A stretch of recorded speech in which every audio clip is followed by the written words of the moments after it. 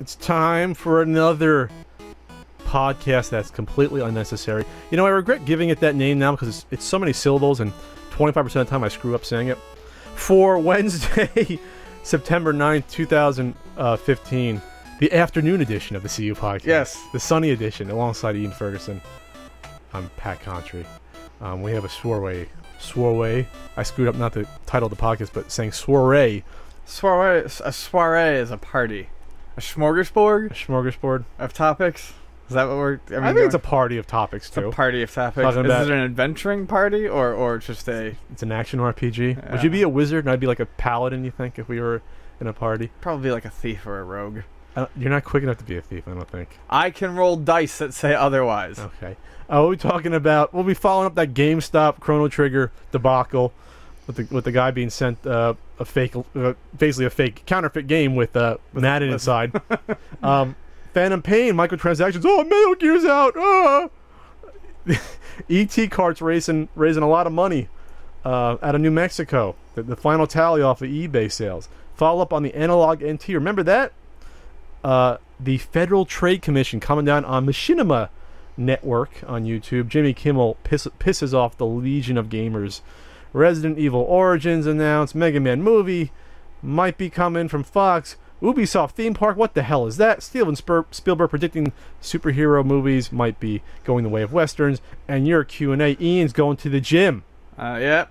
He's gymming it. We talked about that last time, and I'm still doing it. So, I don't know what else is going on in your life. well, I'm back to follow up on that thief and rogue thing. I'm back at this weird period where I'm just reading all these rule books just for the fuck of it because it's fun. So I've been doing that. And I've been working a lot lately. It's been like it was like a 2-week straight sort of deal. It's been a weird month. But you head off today, right? Yeah, which is why we're doing a strange afternoon edition of the podcast because You know what? I'm going to go on record and say I like it. I think it's going to be a better one. I think at 5 minutes in, that's a pretty big. That's bold. That's a bold statement to make. I need a win just because I'm trying to maneuver the Mario right there on this. I need a win because my hard drive's failing. So the last 3 days I've been trying to back up like 7 years of videos.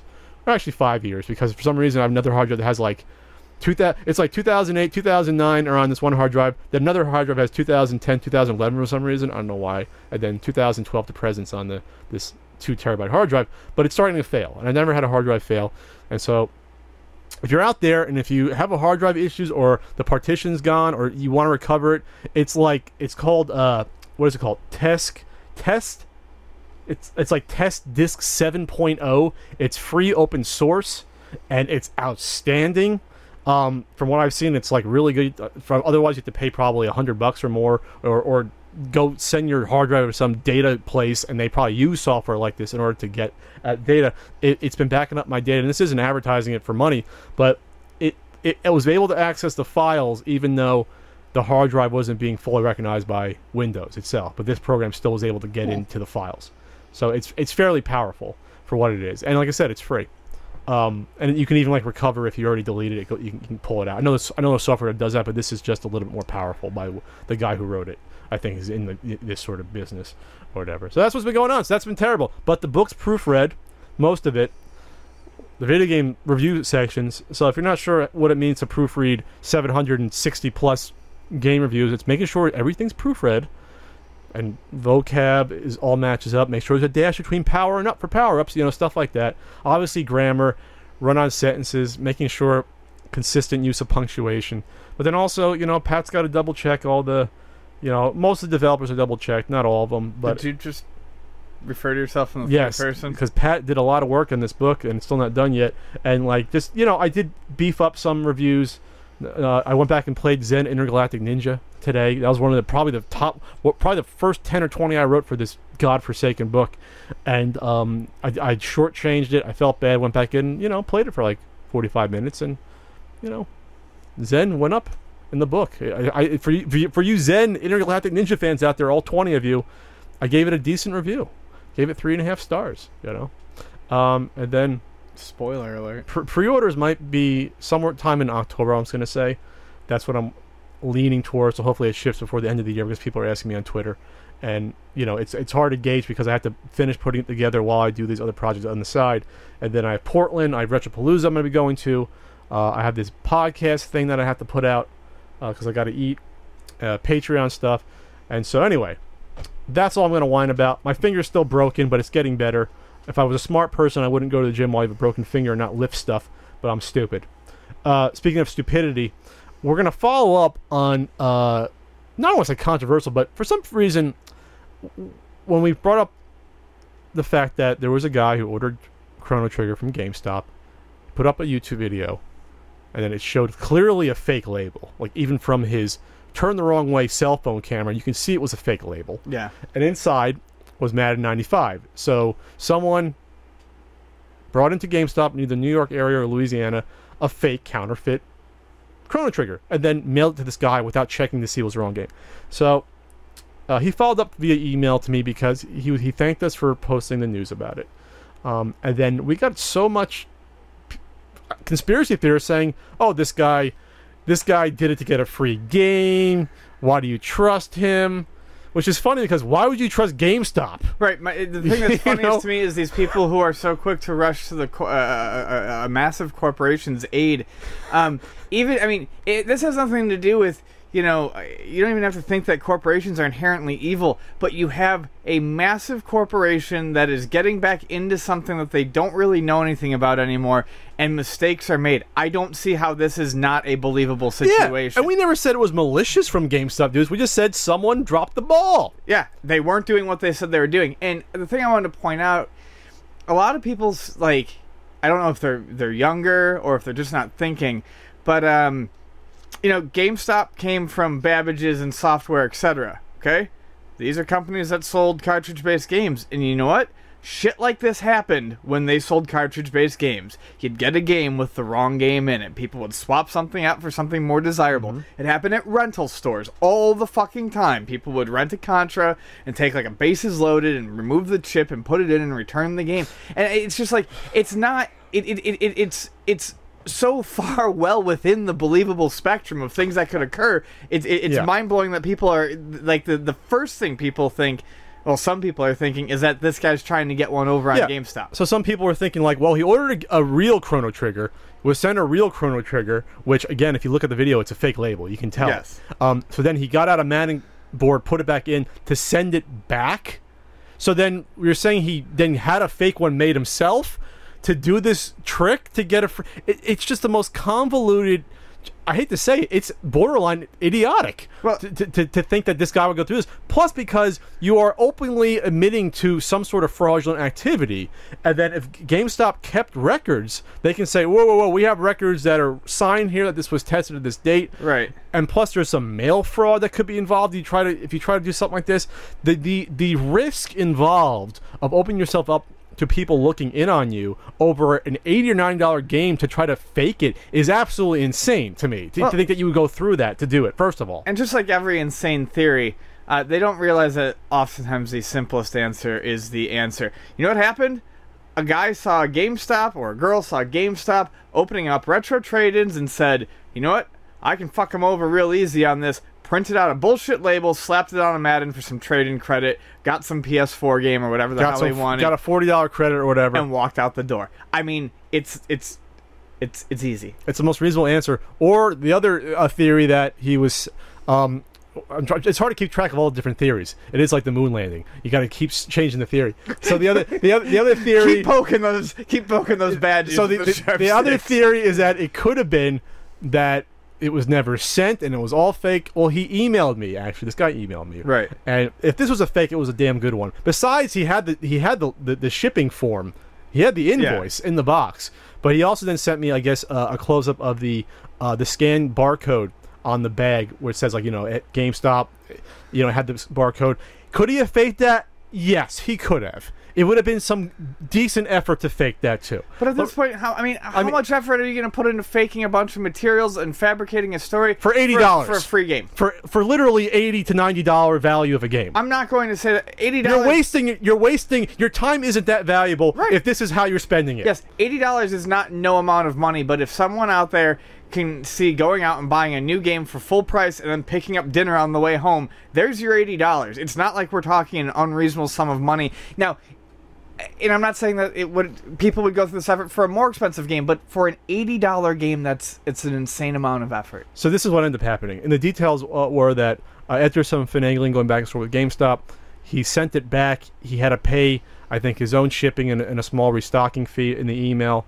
So they're supposed to pay his shipping, but they never sent him a label, and he said that he was not going to be able to get it back in time. You had like you had a 7-day window to get it back to him. Otherwise, then you're out of luck, and you had to pay your own shipping, because they do that sometimes. They do that when like RMAs. I think it was just the return policy in general, but I mean, whatever. So the guy actually ended up losing money on a game that was false, but fortunately he was a member of a game forum, and a nice guy actually sent him a copy of the game after seeing him go through that. I mean, beat up, but nice gesture too. I think it was with a box. Yeah. Oh, that was part of the conspiracy. He was that guy is an idiot for sending him something. It was a fake ruse that the guy put over on everyone.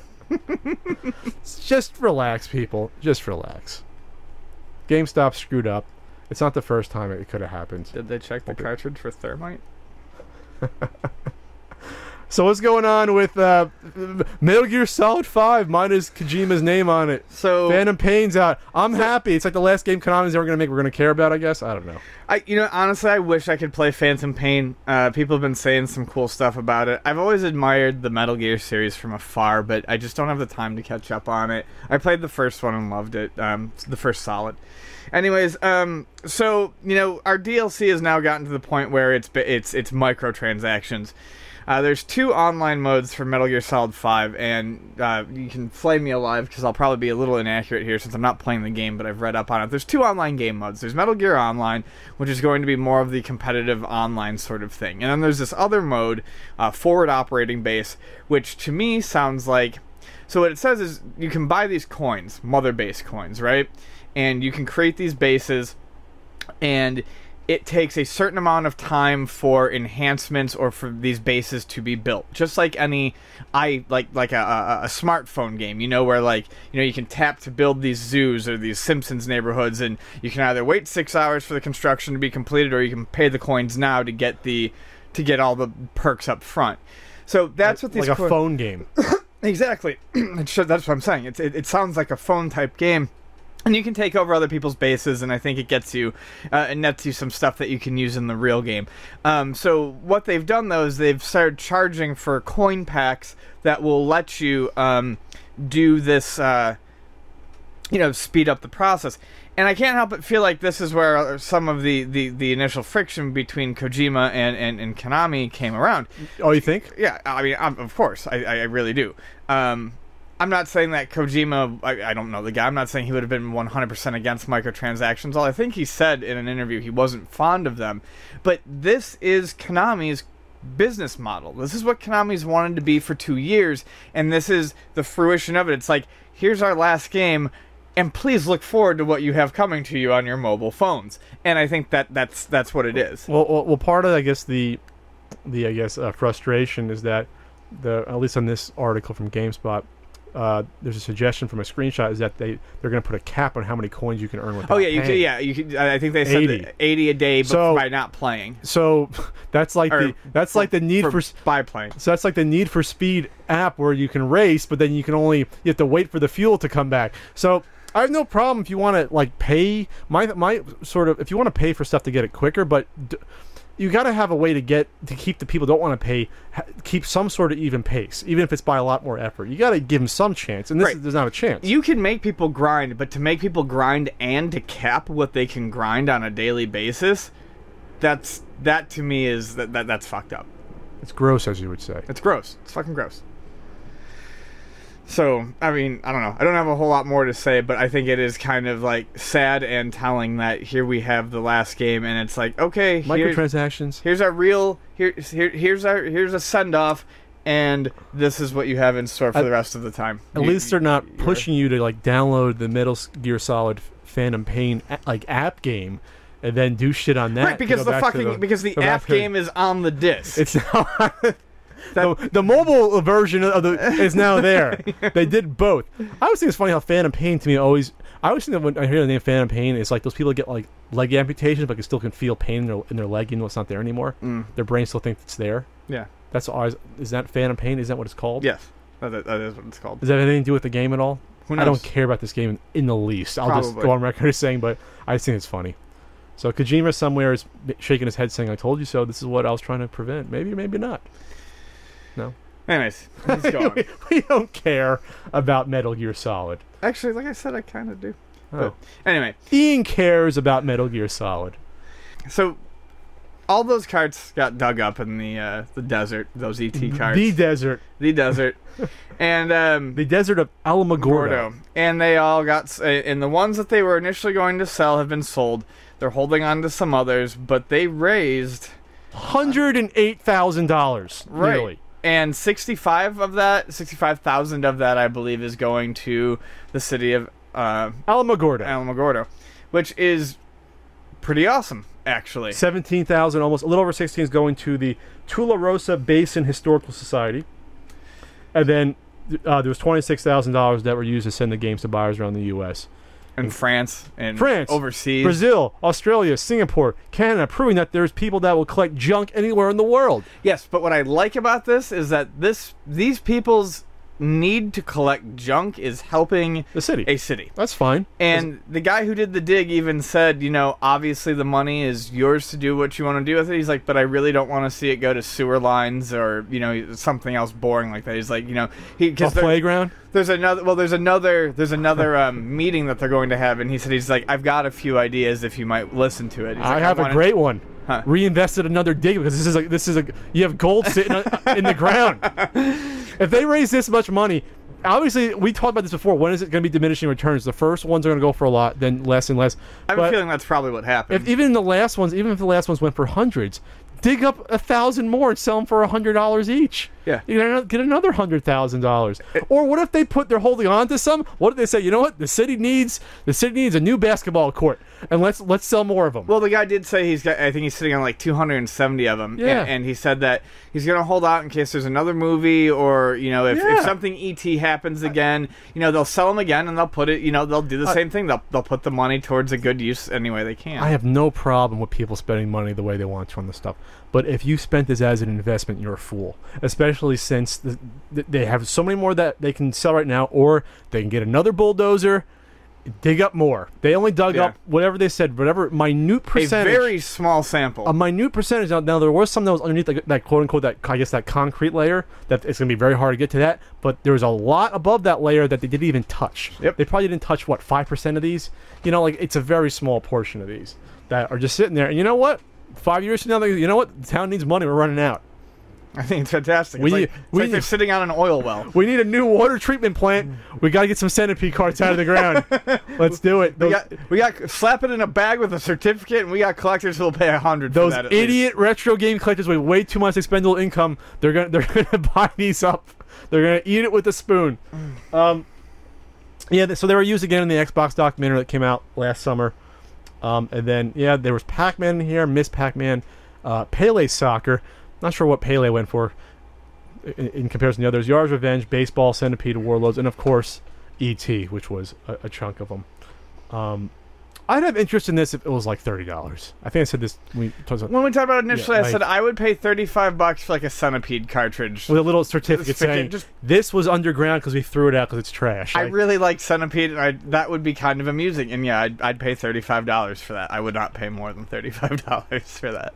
I wonder if people put these on their wall, if they had these framed shadow box. I wonder if a they dirty smell. cartridge. You know what? A lot of these were sealed, so they probably kept the freshness locked in. Okay.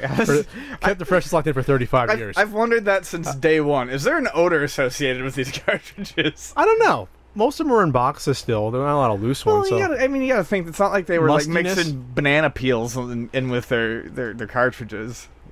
Just I'm starving during this afternoon podcast. Even the fact you said banana peels made my mouth just water, which shows how hungry I am. banana peels. I am hungry for a Pele Soccer underground next to chemicals and 1983 Reese's Pieces wrappers. Hey, that's good. That's a good tie-in with ET there. I didn't realize that. I was just searching for some sort of candy. Oh, you picked the right one. I cannot stop mentioning food. I'm starving. I'm hungry too. I gotta reach for a candy someone gave us in the mail. Okay. I'm going to say it's 50-50 more of these go on for sale. I'm going to say it's 80-20 that they're going to dig up more of these within the next 6-7 years. I don't think it's 50-50. I think more will definitely go on sale. 90-10? That guy's holding on to 270 for a reason. Whether or not they dig it up, I don't know. He's thinking, oh, I got $20,000 laying in a box here Yeah. that I can get. Yeah, why not? What if he pockets them and, like, puts them out his own eBay account? He just does that. No? Black label ones, sold out of a trench coat on the side. He comes of to the swap meet and just starts selling them. Yeah. They don't believe him. All right. So, there's a lot of follow-up today.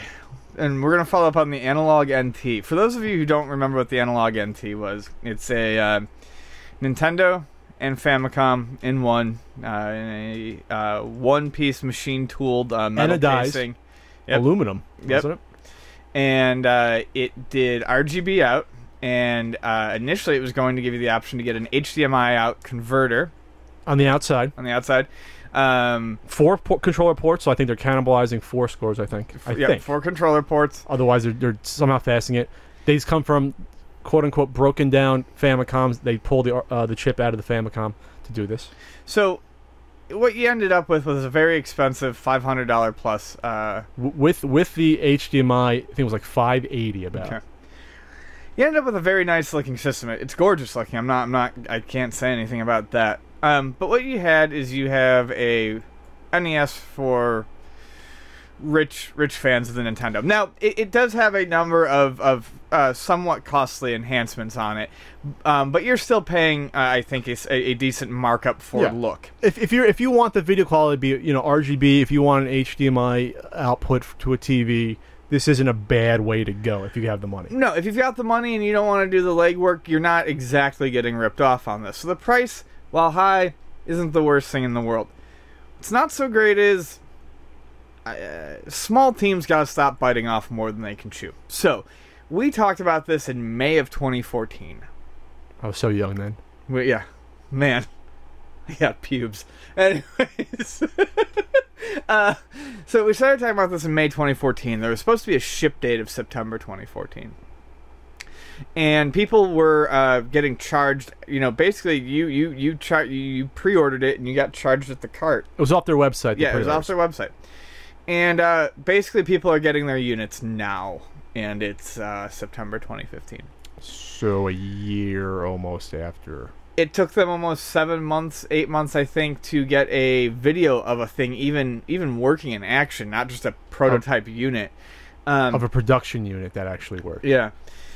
I have 2 issues with it, despite the fact that some people seem to be pretty happy with it. My issue is simply just in the ethical nature of how it was handled. So when you pre-order something, whether it be a movie, music, book, a piece of tech through a normal route outside of a Kickstarter or an Indiegogo, you are under the assumption that you are pre-ordering something that can be manufactured and sold then, especially if pre-orders open in May and the date for shipping is September. Sure. What we have been shown here is that I think this was more of a stealth Kickstarter sort of deal. I don't think there was anything in place to get this done. I don't think there's any reason why it could be so late. I think. So when you say stealth Kickstarter, what you mean is that they did not have the funds to make the product until the pre-orders came. They took the pre-order money to fund the venture. Okay. And then start producing things, which is why we have ship dates that are now, over a year. A year. And after not everyone has their units yet either. No. People have just started to get them, and they kept pushing it off. I guess technically the first one was shipped in April, but that to me seems like a way to have them not have to say they're delaying it again by we shipped one, so we made our fifth ship date. And we're talking about they sold, I think it was about 500 that they sold out on the first batch. That I don't know, but yes, they did sell the first batch. I just don't know the numbers. Okay. The other problem that people are experiencing is this: they started using what is assumed. I will just say assumed right now. They started using Kevtriss's HDMI board internally for those who ordered the HDMI upgrade. This is problematic for one major reason. The HDMI upgrade was expensive, and there were a lot of people who wanted to get in on the ground floor of this because they liked the look of it. And the HDMI thing was supposed to be an external adapter, Yes. meaning that they could buy their analog NT, and then at a later date, if they wanted to, they could purchase this external adapter. Well, they on the fly switched up all the designs, and now it's all internal. Now I'm sure you could probably open it and do it, but this is eliminating the convenience that the people with the money for this product wanted from this product. They cannot any longer just tack a module onto the back. And this was never communicated No. to the people. So maybe if they did that, they could have said, okay, whatever percentage ordered them without the HDMI, I'm guessing it was a smaller number, maybe, I don't know, 20%. Say, hey, listen, this is the situation. We're going to give you the option if you want to spend to upgrade it. This is what's going to, just communicate with them to see if there's a way you can work it out. Or at least let them know that, okay, things have changed. We're sorry about that. Just make sure you now know that this is your only chance to have it done officially through us. Sure. Otherwise, now you have to do maybe a more expensive workaround, ship it off to somewhere else. I'm not sure how easy it is to open this up. No. I have no idea. I don't know either. It's a machine piece of aluminum. Yeah. I don't know if it's just like crunched in there. I don't know. But the good news is that I guess most people are satisfied with this, that they've gotten it. Like they say that the RGB is too bright because there's no capacitors on it. But other than that, people say that the picture is nice. And I mean, honestly, I would take issue if you're an AV guy and you're buying this because you want the best possible picture. Then why aren't you upset that your RGB is too bright? I don't know. I think a lot of people got this, and I mean, like I said, I can't argue it. It's a gorgeous looking thing. I think a lot of people got this and they're like, "Damn, this looks nice on my entertainment center." But did you get what you paid for? You didn't get properly tuned RGB. You got sent a system that is slightly different than what it was said it was going to be. I don't know how to feel about it. Like I said, I think that the analog guys do fantastic work when it comes to design, and a lot of their stuff, like their consoleized MVSs and stuff like that, look awesome. But this seems like one of those situations where a small team got in over their head. Sure. I think a lot of times when you start business ventures with people, and this is probably, I don't know how big this group is that do all these. I want to say 4 or 5 max. It can't be more. A lot of times you start with a good idea, and then the organization just isn't there, or you get in over your head, and you realize, oh no, we were too pie in the sky. Yeah, then you don't know how to react. Let me interject real quick. By no means do I necessarily think this was malicious. No, I just think that this was botched. Yeah, it wasn't handled probably as cleanly as it could have. Sure. They probably didn't have one person to say in the group, hey, listen, we should communicate these issues now so people don't get pissed that it's taken us almost a year to ship these. Mm-hmm. Even just saying, oh, this is delayed, this is delayed, this is delayed. Let's have reasons behind the delay. You have the people's money already in your pocket. Right. So it's like you owe them to say this is what's going on with it. That didn't happen. I hate to say it, a lot of that sometimes the people that are more technologically minded, sometimes, I hate to say it, don't know sort of the PR or social aspect when it comes to this stuff. You need a good mix of people in there maybe to do it. I'm not saying everyone there are just techno people that just work on stuff all day, but someone obviously here didn't say, like we were saying, you got to communicate this. Yeah. Just communicate it. Just some words to your customers, it go a long way. I mean, I know this is different, but like even at work, if we get a particularly large volume of repairs or something coming in, and I'm going to be running late, and my distributor doesn't have all the parts I need, I will call them up and be like, "Hey, we're running, 5 days behind." It takes, with email, it's easy. Like they have more customers, but it's just here's your email list. Hey, everyone, this is what's going on. I did see someone. I don't know if this is true. I saw murmurings about some games not playing, like Castlevania 3 wasn't working on certain units, but someone can maybe, I don't know if that's true or not. I saw one complaint of compatibility, but I would love to believe that that's wrong, simply because this is supposedly all done from straight up Nintendo Famicom parts. Yeah, so there should be. If it's a Famicom PPU and CPU, you should not only play every game, but you should have the edited audio. You do have the edited audio, so there should be zero. There should be zero compatibility issues. If there are, that's going to raise some questions. And then there are some people who have said that, and this would be annoying to hardcore collectors. But it hasn't really been verified yet, that the way the metal flaps are, there's some like sharper edges, and they've actually scratched or scuffed cartridges. Wouldn't make me happy, wouldn't kill me, but I know a lot of people who it would destroy. I ain't putting expensive cartridges in there. Right. You know what I mean? Like, Ooh, they miscalculated by a millimeter or two. It sounds like, or maybe people or you know. I mean, I didn't see it. I haven't seen proof of it. This is alleged. I've seen allegedly people talking about it, so I'm not, like I said, I'm not trying to throw them under the bus. No, here. I'm no. bringing it up. Allegedly. So I mean, yeah. And in the end, if everyone gets these things and everyone's happy, then they look beautiful. Then there's a happy ending to the story. Yeah. And I'm not gonna lie, if I had money to fucking throw around, I'd probably get one. Just, you think so? Just cause. Use it for the marathon? Well, I'd slap my EverDrive in the damn thing, which is the funny part. But it would look nice, you know, and it would more importantly, it would look really nice on my TV without needing a FrameMeister or an XRGB or something like that.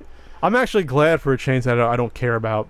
I'm not the one of these guys that has to have the top picture quality everywhere. I'm fine with the CRT. Otherwise, if I put money into this and waited a year, I would not be pleased. So I'm actually happy that I don't care as much about how the game looks versus how it just plays. I just need a CRT too, but I mean, you know, I got one in the living garage. room. Yeah, the MAME cabinet, you can take that one. You can. I know I have a CRT. I don't have anything comparable in the living room. Swap meets still have them all the time for like $10, $15 for a 20-inch, 15-inch. We're getting off topic. But what I want is I want a PVM to put in my little corner with my synthesizer, so that like I can just do old school stuff and have it look nice in my little room. And that's where we end the topic. Yes. So the FTC has come down on. I always say Machinima was one of the largest. I think it's in the top 3 YouTube networks. We spoke about this briefly, and I think in the fall, how in the UK's form of the FTC, which is the Federal Trade Commission, was starting to come down on YouTubers in the UK, saying, okay. Basically what happened was there was in the lead up to the release of the Xbox One, Microsoft offered Machinima content creators the ability to do basically adverts for them in exchange for money. Supposed to be sponsored videos. Sponsored videos. With individual YouTubers on their network. And I would point out that even though I don't love big corporations, Microsoft, looking at the rules and all that laid out, it's fine. They followed, they covered their asses. What Machinima did was, I think they blatantly told them not to acknowledge the fact that this was pay for play. And so what you had was a multiple weeks or a month worth of videos that were casting the Xbox One in a supposedly fantastic and amazing light, but people were making $15,000 per video. So what was happening was big YouTubers, and this happens now. This happens with mobile games. It happens with indie games that YouTubers are paid money to play games or to give reviews, which is fine as long as it's disclosed clearly that it's a sponsored video. Clearly.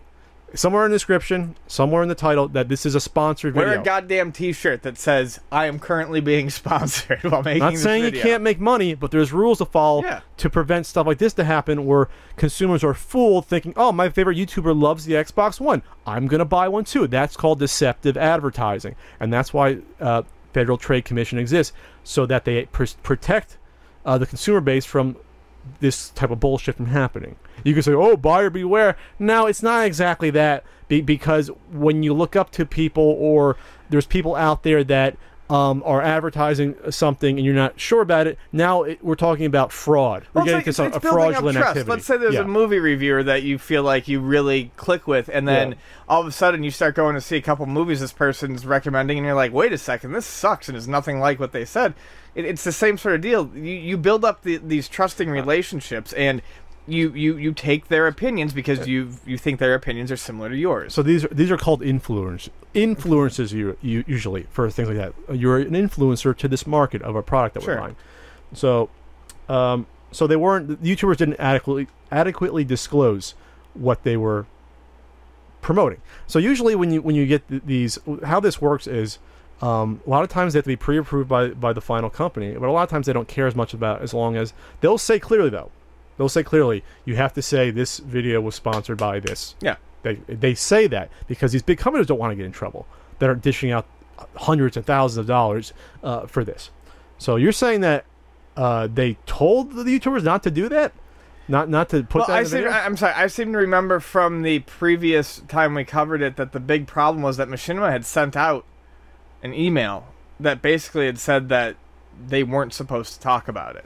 Or at least that Machinima is required at least to tell their YouTubers that the sponsorship is clearly disclosed. Right, So maybe they failed to do that. Maybe they failed to say these are the rules. This is what you have to do. Because the legit ones nowadays make sure that is said clearly.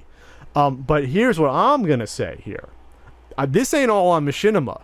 I'm putting this also on some individual YouTubers that should know better. Or should have fucking They should know better. ethics. They should know better that if I'm getting paid $15,000, you're not a small YouTuber, by the way. No. So you have a large fan base. If you're getting paid $15,000 to do a shill review, you have to at some point say I should disclose this because I can have hundreds of my fans, if not thousands, going buying this product because I'm saying it, and they don't realize I'm getting paid for it, regardless of what if their review is positive, if they're paid or not. That's regardless of that. It's an ethical situation, as we just said. Well, I can't find anything that's linking back to what we discussed the first time, but I was under the impression that it was a fairly well worded thing to. Well, you can read the full complaint against it. So this goes back to probably Machinima not disclosing it, the YouTubers not putting it on there, and no one following up. No one at Machinima looking at all these videos on YouTube and saying, "Whoa, we can't have these published because it's not there." So this was like the safety that should be in place anyway wasn't there. Right. We spoke about this before, where there's a lot. This happens all the time now with YouTubers. A YouTuber can get paid $6,000-$7,000 to do a 5-minute playthrough on a mobile phone app. Again, if they disclose it, that's absolutely fine. I don't have a problem with that. I'm not hating on how you're making money, but you got to disclose it. You got to eat. I disclose my Loot Crate unboxing. I say it's paid for. This has been sponsored by Loot Crate. I have to say that. Otherwise, I'm not just shilling for the heck of it. I do like Loot Crate. I just bit my lip so hard. Why? Well, because sometimes I about say my Loot Crate? No. About a YouTuber getting paid money to do a video and then complaining about it. Yeah. Anyways, whatever. Well, that's some YouTubers don't know how good they got it with. No, they really don't. Playing shitty mobile games for 5 minutes. Oh my god, I have to do 4 hours worth of work for $7,000. My life is fucking awful. Woe is me. Anyway. So I wish I had that, but anyway. So this goes back to I always bring up the infamous. Might have been 2 years ago too, on the 360 when they did that summer of Microsoft Xbox Live Fun, and you had this is on Polaris though. Maybe it was Game Station at the time, playing a week of playing shitty download games like that awful Ninja Turtles game, and you have them on account saying, "Oh, today we're playing Ninja Turtles," and it's like. You didn't get up in the middle of your August summer and say, I want to play a shitty Ninja Turtles Xbox game. Right. Just because. You're getting paid for it. Mm-hmm. You're getting money for it. That's all. I'm not trying to hate. Just saying you got to disclose this to the common man because a lot of people are dumb, don't realize when they're watching something may not be the truth. So, speaking of people that are pissed off, I'm not pissed off. Actually, he's not pissed off. Me? I'm not pissed off. You're just surly. So I'm in a pretty good mood today. Okay, well, all right. Well, then you should get fish tacos with me later. We don't have a fun time, Ian and I. So Jimmy Kimmel responded to the start of YouTube Gaming. We reported on it. Jimmy Kimmel has a very good late night talk show. I like Jimmy Kimmel. I like him a lot. We're basically best friends with Jimmy Kimmel. He's not. He name dropping. We hung out a few years ago. I don't know. We played. Ooh, that party was insane. He likes the 32X. Who would have thought? During his monologue, he did an innocuous, 2-minute little jokey video about the launch of YouTube. And why gaming. the fuck do people watch Let's Players? Basically, it came down to not understanding the Let's Play market. Sure. And so it was a fake commercial like, now coming to YouTube, you can watch gamers playing games. But coming soon, you can watch gamers watching people playing games. So it kept pancaking where you had a guy watching something else. And it was just a silly sort of video where, it's laughing, you're making fun of Let's Plays. Right. I've made fun of Let's Plays before. South Park's made fun of Let's Plays before.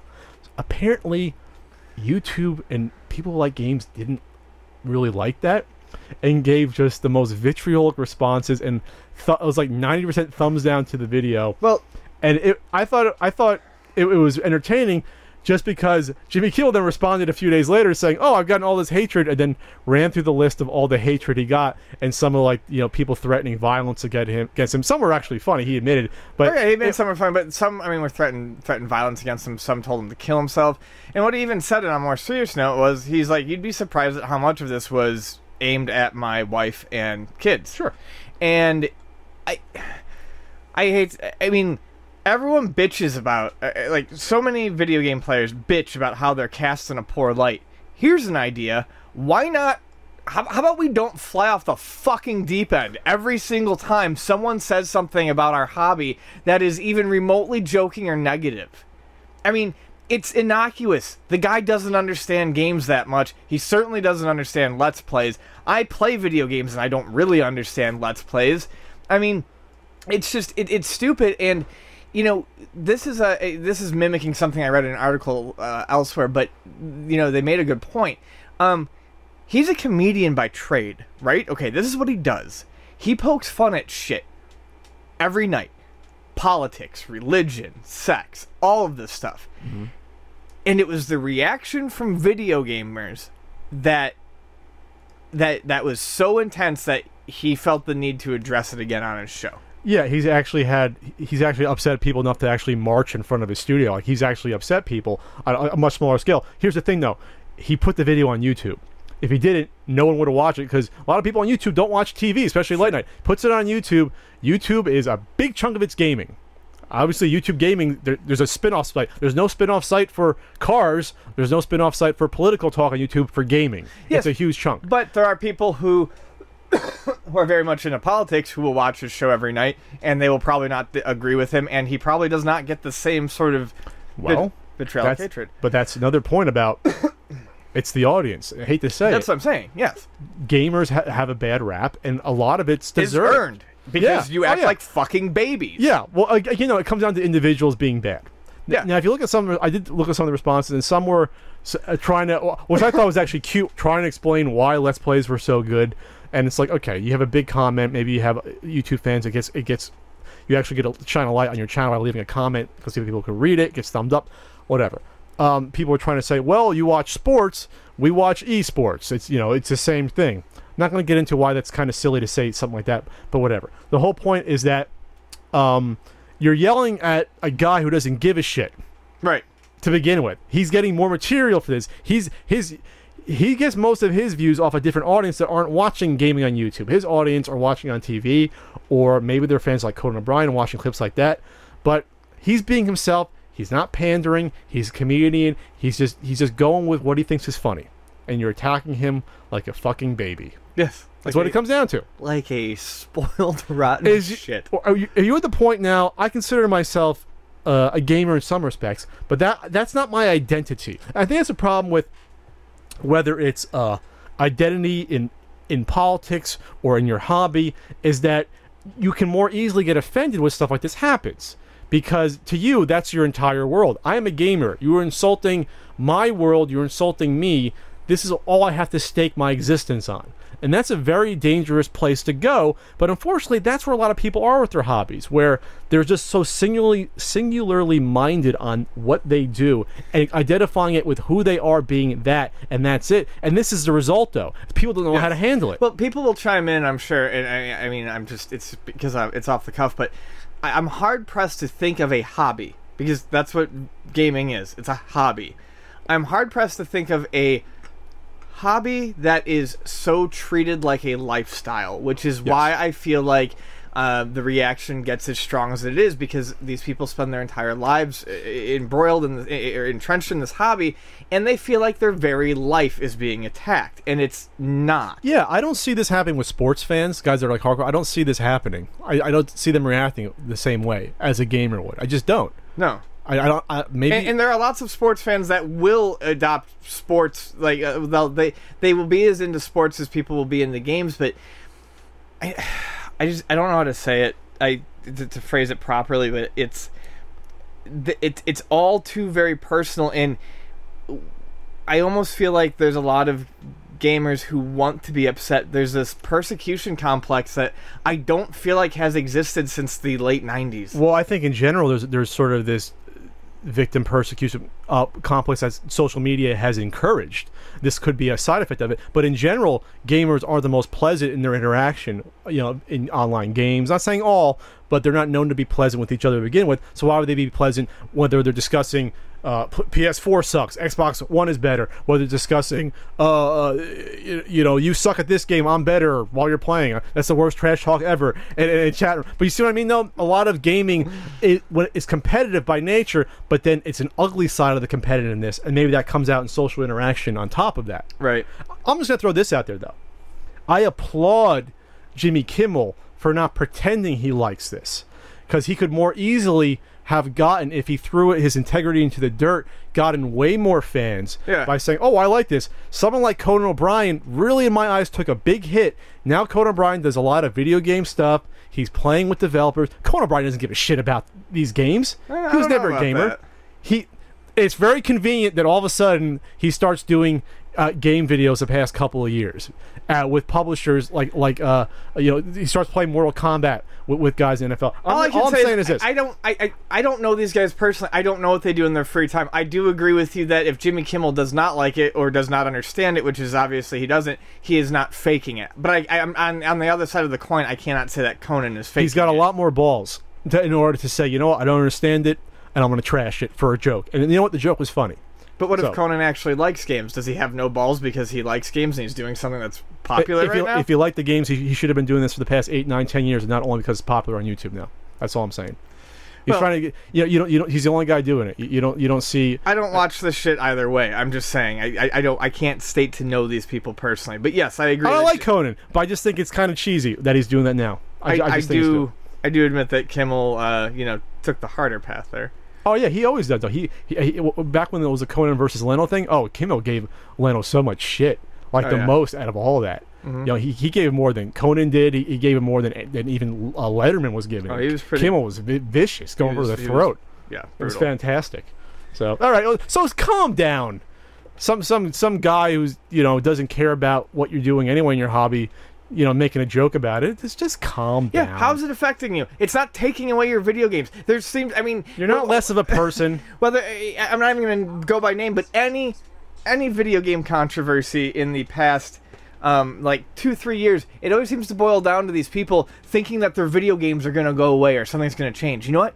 Nothing's going to fucking change. You're going to get your video games. Jimmy Kimmel's opinion of Let's Plays does not change the fact that next week you can go out and buy Metal Gear Solid. You can still waste You can still waste your entire weekend playing the games if you want to. You can do it. Yeah, it's okay. You don't have to see the sunshine anymore. Sunshine on my shoulder makes me happy. What's next? So, Capcom. Capcom is doing a Resident Evil Origins collection because what's Capcom got to do right now? Pump out collections. And I will say, I have the Mega Man Legacy collection, and I'm loving the hell out of it. They're really, really great, really well presented and all that stuff. But so this is just funny to me because, all right, so they're doing a remake of Resident Evil 0, and they're doing a remake of Resident Evil 2. And there's already a remake of Resident Evil 1, and they HDified that for a download release recently. So what they're doing is now they're doing this Resident Evil 0 remake, but they're going to bundle it with the Resident Evil 1 remake and charge you $30 for it, so that if you don't have this remake one of the 2 other times it's been released, you can get the new remake with this old remake for $30 as opposed to paying $20 each for them digitally. So it's just it's this fun package of Capcom just keeps repackaging and repackaging. And I wouldn't be surprised if when the Resident Evil 2 HD remake comes out down the line, they won't find another way to package it all back up again together. I think it's kind of cool because these are games, but in a way I do think it's cool because these are games that people really, really like and they have an attachment to. And the Resident Evil 1 remake, which is now in HD, it came out on the GameCube, now you can get it for download. It's taking games that had very old, clunky mechanics and making them work better and freshening them up. And I'm actually all for that because you need to be able to take these stories that people love and admit that you were working with a limited set of technology at the time and that you could do it better, and then hopefully you actually do it better, and you put it out, and more people get to enjoy your game. I'm okay with that. It's just funny to me how many different ways they will configure this shit to get it out to you. Well, sure, as much as they can possibly get away with it. Yeah. I mean, that's the answer. Yeah. So they had... See, I didn't know they did the original Resident Evil HD remaster earlier in the year. I had no idea. Well, so it came out on GameCube first. I knew they had it remastered on GameCube. Yeah, so it's the same one, but they cleaned it up. Okay, they made it a little... And it's well regarded. It's a very well regarded remake, remaster of the game. So now they're doing the Origins one, which is now they're doing Zero. What is the Zero series? I had no idea. Zero started Zero is one entry. It's on the GameCube. It's a prequel, and there's a lot of puzzle solving because you can switch between two characters that are at different parts of this train that you're on. Okay. I'm not real familiar with Resident Evil. That's more Vonnie's thing, but there's a woman, and then there's a guy who looks like Billy Ray Cyrus. And those are the two characters. Wesker? No. But Wesker is being added into this Resident Evil Zero remaster. But no, Billy Ray... No, this guy just straight up looks like Billy Ray Cyrus. According to this article, they're actually going to do a 360 and PS3 ports of Resident Evil Zero HD remaster. Wow. So they are... but I think not dead yet. But I think it said that they will probably not offer them separately as downloads. So you either get the pack or you don't. I think it's how cute how quickly they're trying to shuffle away the last generation. They're not even 2 years old, these systems yet, and they're like, no, PS3 doesn't exist anymore. Just no new games for that anymore. You got 1 year of games after it came out that you're not getting a second year. We've had this. I don't mind. We've had this discussion. I think it's funny just because the technological leap is just like a half step. It's not even a half step. It's like a, But I think that's almost why they're doing it so quickly, is because, okay, the technology isn't the huge jump, but we need games to make people to buy this. So yeah, we talked about that with the Rare Replay pack. How Xbox One exclusive silly, but they want people to have a reason for buying the freaking system. Right, you could have put that on a 360 and it would have been just fine. You could have put that on Xbox original. You could have done that. This was kind of surprising to see that Mega Man, the movie rights, has been secured by 20th Century Fox. What? Fucking hell. Out of all the studios to get it, right? Yeah, right. I mean, I have no faith in Fox, but, my initial impression right off the bat is that's live action. And I cannot think of a video game that is less suited for live action than Mega Man. Because I hesitated because Mario is pretty high up there and that was done, but Mega Man is all about this cute little robot guy running around, killing other cute little robots and getting their weapons and running and jumping through fantastical stages, and there's a paper-thin storyline that ties it all together about love and friendship and companionship. And I mean, you can totally do this as like a cartoon movie, but live action, this isn't going to hit. It's just not going to feel right at all. Does Fox even have an animation division anymore that does stuff? I don't believe so. No. There's always like those 3 or 4 crappy movies that come at each other animated that always do horribly. There was like a Little Red Riding Hood one that came out like a couple years ago that bombed miserably because it looked like it was done on someone's computer. Like it wasn't even like well done. So I mean, you have like Disney does their stuff, Pixar does their stuff. There's probably 1 or 2 other animation studios. I don't remember a Fox doing a decent animated movie off the top of my head in a while. Some of the comments could focus me on what I should be thinking about there. But the problem with this is that they have not proven they can adapt properties that are well beloved. Obviously, no. X-Men went from good to awful to now it's somewhat decent again. Right, and that's all a fluke as far as I'm concerned. Yeah, and then because they fucked up Elektra, Daredevil wasn't that good.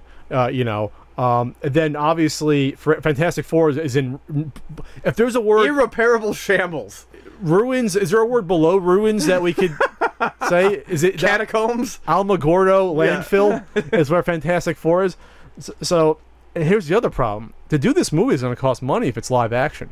I'm picturing close thing in my head. I can picture the Wachowski brothers doing Speed Racer. It would have to be Speed Racer style, like where it's like 90% CG, like backgrounds and stuff. I mean, you look at a Mega Man level. You look at the world that they created for this character. The entire thing is going to have to be CG. You can't build sets for you know what I mean. It'd be hard to build sets for this because that's not the world. It would be awesome, but I mean, yeah, it would be nearly impossible. It'd be awesome if if they could do like sort of Star Wars style droids as the enemies, like the hard hats and everything, like that would be cool. But I'm sure you could do that a little bit, but the amount of money to do a Mega Man movie, we're talking over 100 million easily. Either that or they go grimdark and get fucking Snyder in here to to direct it, and it's all about how he hates women. You get an emo guy to do it. Yeah. I'm not a man anymore. No, I am a man. I'm more than a man. I don't know. It's silly. This guy with blue jeans and a denim jacket and a gun. No The arm gun, cannon. the gun happens to kind of go over like the wrist a little bit, Right. but you can slip it on and off. Dr. Light locked this gun to my hand, said I would always need it on me. All right. I don't know. It would Roll be some hottie with like a bikini top. That's horrifying to think about. Roll's like 5. So yeah, that's just. I mean, you know what? Why don't we just talk about something else that's fucking ridiculous and talk about how Ubisoft is going to open a motherfucking theme park in Malaysia in 2020? I don't. First of all, I'm just surprised because for Malaysia to be the target, first of all, it's kind of weird for Ubisoft. Ubisoft's a French company, correct? Yes. What did you put in France then, or the U.S. where a lot of people play Assassin's Creed? What do you have? Rayman. You have Assassin's Creed. You have Rayman. You have Raving Rabbids. You have Far Cry. What else are you putting in Ubisoft theme park that people want to see? I want to see a historic hall that documents their beginnings as bootleggers and modders of PC Engine consoles in France, because that's how they got their start. Oh, okay. They were a gray market distributor of PC Engine consoles and games. That's the coolest thing about Ubisoft. Well, the vice president, Jean de Riviere, senior vice president of Ubisoft Motion Pictures. I guess you're going to try to plan motion pictures for us? Wow. Oh, so Prince of Persia. Yeah, okay, that was already, 5 years ago? No, I'm just saying. When did that come out? No, I'm sorry, I'm just blurting out another property Was that Ubisoft Motion Pictures, or that someone just bought the rights to do Prince of Persia?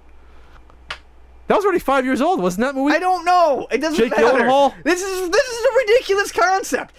How are we even going? I mean, video games are fleeting. Are you telling me that Assassin's Creed is going to be a draw for people to fly to fucking Malaysia in 2020? That's 5 goddamn years away. Malaysia's not really in my top 10 places to visit in the world anyway. I'm trying to think if this would sort of nudge people over the top. Maybe in France. You go to Malaysia. There's always those countries there's always countries you don't expect that you get a lot of tourists. You know what I mean? Like a lot of people come to San Diego from countries you wouldn't expect. Like, oh, why would you come to San Diego? Because their country doesn't have what San Diego has to offer. Maybe Malaysia has stuff that people in Germany want to, go visit, and Ubisoft is there. I mean, I'm just interested to know that, are they putting the cart before the horse? Maybe they are doing an Assassin's Creed movie. They are doing that. That's going to come out. Great. Supposedly. Awesome. So maybe they're banking on, okay, we're going to have a big, like Marvel. Maybe it's like having a Marvel theme park, but it's an Ubisoft universe. So they're doing this because they released a Dark Ride. And if you don't know what a Dark Ride is, I love Dark Rides. There's no light. Dark Rides? No, there is. I used to call them diorama rides. They're the rides that you sit on and you go through. Like a lot of Disneyland and Disney World rides are diorama or dark rides, where you sit in the car and you go through and you see things happen and you come out the other end. It's a Small World, Pirates of the Caribbean. Yes, those are dark rides. Okay.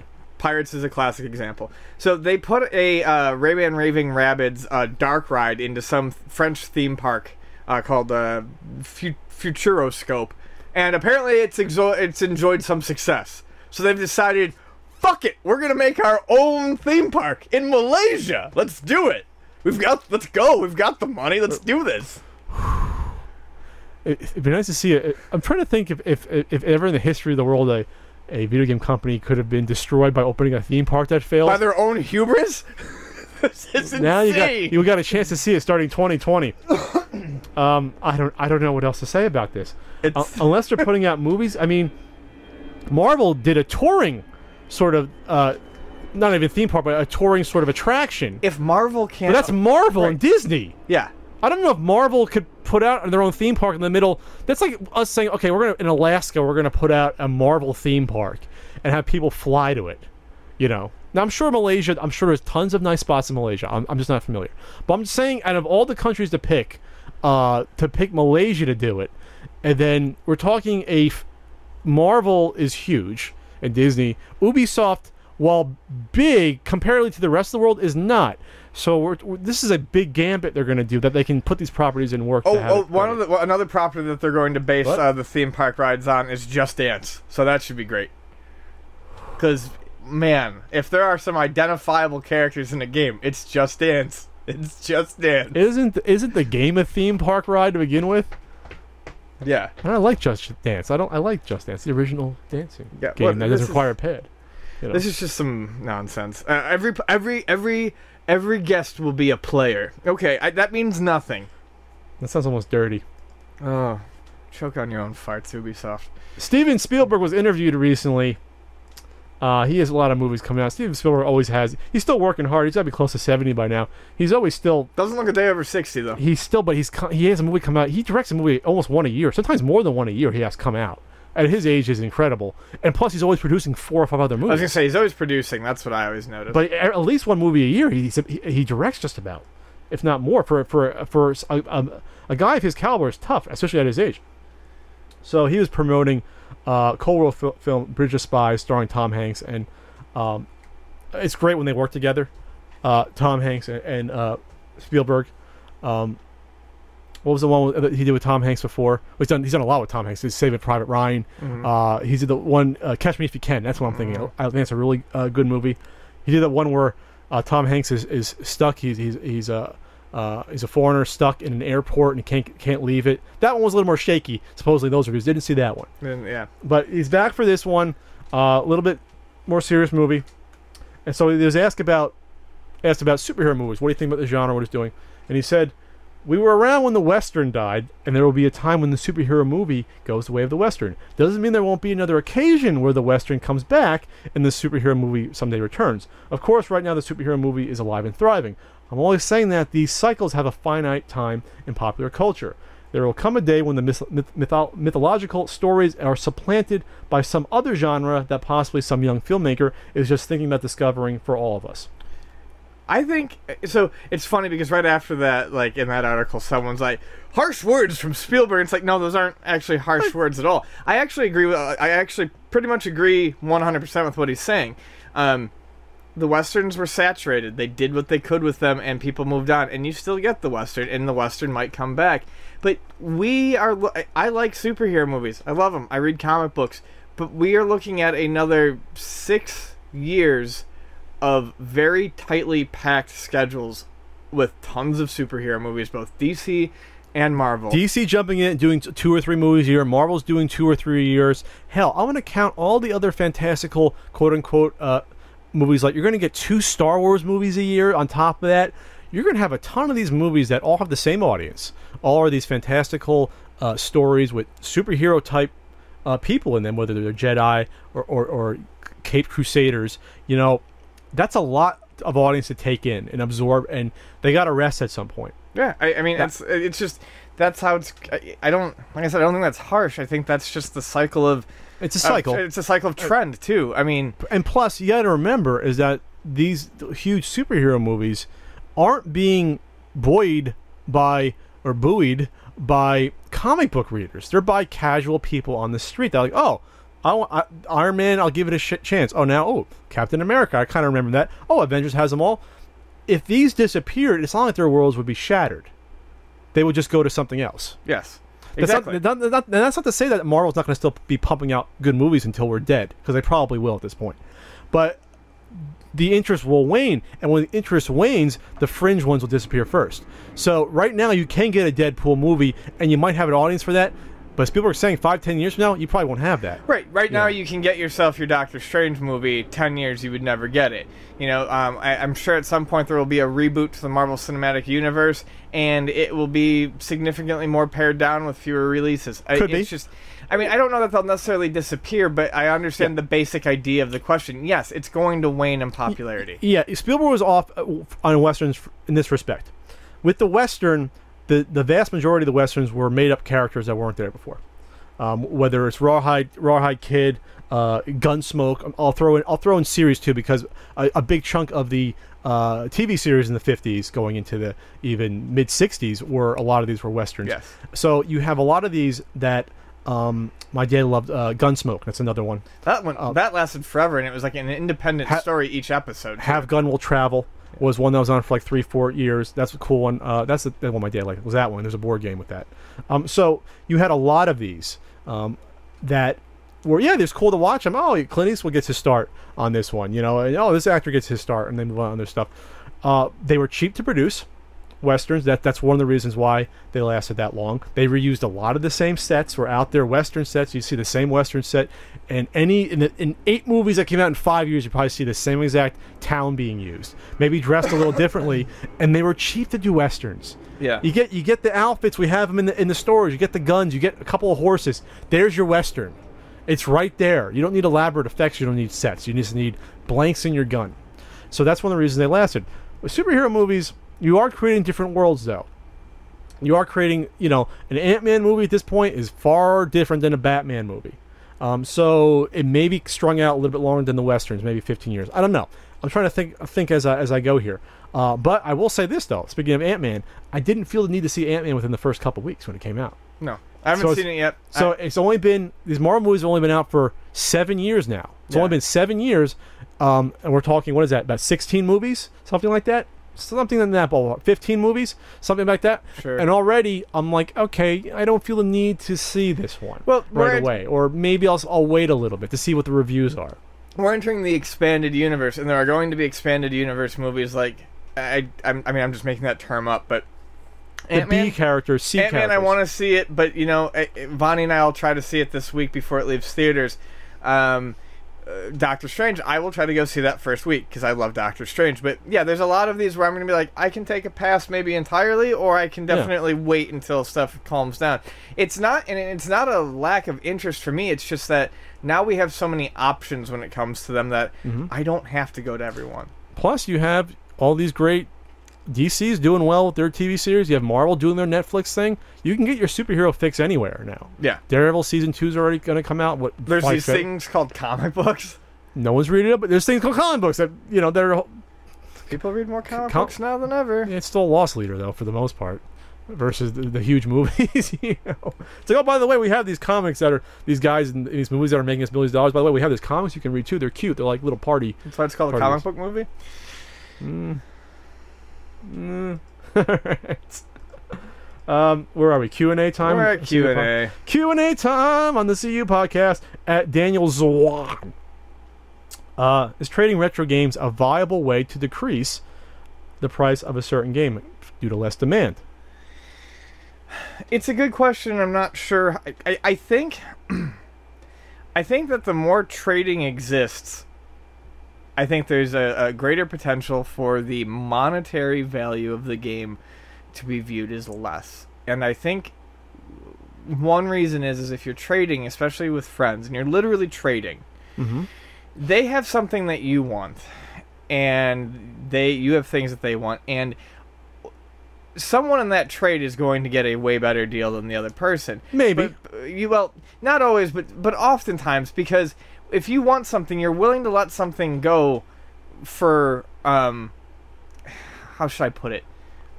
Less than what you can get on eBay? Yeah, less than what you can get it for on eBay. You're not always looking for that full value. And if that continues to happen, something can be seen as worth less. I don't think that this is what he's really getting at, but just to make sure, is trading retro games a viable way to decrease the price of a certain game? Absolutely. That's a viable way. You're taking 2 buyers off the market for each respective game automatically. That's decreasing the demand. It is. That demand's gone. Right. If we both have a game we both want, I have Battle Chess, and you want I don't know, a random game like Destination Death Star. Destination Danny Sullivan. Destination. What is it? Anyway, I don't know. Destiny of an Emperor. You can go on eBay and buy it. I can go on eBay and buy my game. We can say, oh, I want that, buy it now. Or even adding one extra person to that auction will bump the price up. Right. Take those people out. That price will go down. Yeah. Just by it's less demand. You're taking, and plus with something like eBay, you can have artificial inflation of prices just because of the weird shit that happens. So yeah, you will get less. It will decrease it, but the scale has to be so large for it to be noticeable. Yes. So, but overall, I love trading because of that, though. Yeah, but yeah, exactly. I mean, in a small room, you know, and on a small scale, trading is a great way to get more expensive stuff for cheaper. Like Pat said, it would take a lot of that on a larger scale to actually affect the price, but.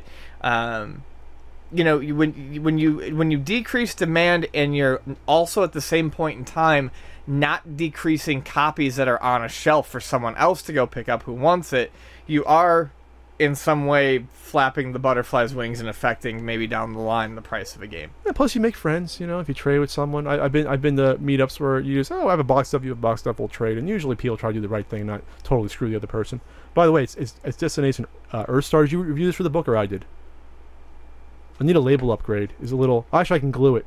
I can glue the edges coming out there. Awesome. Use just glue stick. Maybe get a little toothpick, you put it underneath, and just it works. Voila! The label comes back down. All right. What? It's past tips of the day. Here for collecting tips of the day. Literally the day. Tyson Freitas. Have you ever bought something for so little you felt scummy about it afterwards? Closest thing that I ever felt scummy was buying. I bring it up because it's the coolest thing ever. When I got the night vision for $10, and it's worth like over $1,000. That was the one thing where I never showed you my night vision. Oh yes. That was the only thing where I was like, I felt bad, but here's the deal. At the time, I don't do this much anymore. Go to the flea market, getting up 6:15, 6:30, week after week, while you have sometimes a beautiful woman in the bed next to you. I know you're crazy. And then leaving that to get up and go to a swap meet, walk around in the heat. You're not doing it to pay market value for shit. You're just not. Otherwise, don't get out of bed, sleep an extra 3 hours, and enjoy your weekend. Yeah. You want a deal. Not just a marginal deal. You want a significant deal. You want a jackpot. That's what happens. People go out to flea markets or swap meets to find jackpots. That's why they go to garage sales. That's why they profit off people's, I hate to say it, people die, there's an estate sale. I know a guy who found a lot of gold at an estate sale, or it was just, oh, it was a bag of like costume jewelry for $50. There was real gold in there. They made like $1,000 off it. This is how it works. Yep. Otherwise, stay home, go on eBay, go to a store and pay that fair market value. And if you're in the nature of buying and selling it, it's hard to feel bad because, I got copies of Caltron 6-in-1 and Action 52 for really cheap. Now, I bought a lot. I got them for cheaper than I should have. I got them for $10 complete, and even in '99, that's a steal. But the guy I bought them from, I'd been buying shitloads of stuff from. He had made thousands of dollars off of me at this point. And so I got him for a deal. And you know what happened? 10 years later, I decided I didn't need him anymore. And I sold him off. And you know what? That person got a deal. Because 2 years later, the price of them rose again. Like, especially the Action 52, the price goes up. You can't... Especially when you're looking at a larger timeline, you can't really feel bad about it because... I don't feel bad that I made 150 on my Action 52 and now it's going for 300. I don't. That's how it goes. You sold me the Caltron, Ian. Yeah, I know I sold you the Caltron, and at the time I gave you a fair price for it. It's not my fault they found sealed ones 6 months later. It didn't really go up. That's okay, Ian. I still love you. I'm disappointed you never found the manual for it, though. That's all. You can use the manual. And as far as just like, I want to make sure we cover this. Have you bought something for so little? Because I don't know exactly what they're targeting. As far as buybacks at the store, sometimes that has happened, yes. We always try to give like really good prices on the buybacks, but especially these days with how fast video game prices fluctuate, something that was like $30 2 months ago could be $60, and I might have paid the guy the price I would have given him for the 30. And then I'm verifying prices, and I'm like, well, fuck, I could have paid that guy an extra 10. But I mean, that's just how it goes. We got to play with that night vision. It's fucking incredible, by the way. I haven't sold it. I'm keeping it. Oh, I know. Makes you feel slightly better, slightly less scummy. All right, at Tom J1. What is Ian's worst experience he has had with an employee? Ever caught one buying games off people out back? Well, he wouldn't have to out back. It'd be funny out back. Hey, meet you out back. Give him the signal in the wind. Yeah. Out back. Yep, real easy. We had an employee who had been there for 2 months. He was a regular employee. Really nice guy. Seemed like a really nice guy. He'd been there for as long. I mean, he'd been shopping there for almost as long as I'd been working. We hired him, and his first couple days he seemed okay. But we realized within about a month that things weren't going so well. And he had kind of told me that he had an opiates problem. He was taking painkillers. He was taking too many painkillers. He had legitimate back problems. He was taking way too many. Long story short, the guy had no attention span really whatsoever, and was doing inventory the one day and pulled out a drawer of games and put them on the counter and walked away from them, and someone walked off with 200 loose PlayStation 2 games.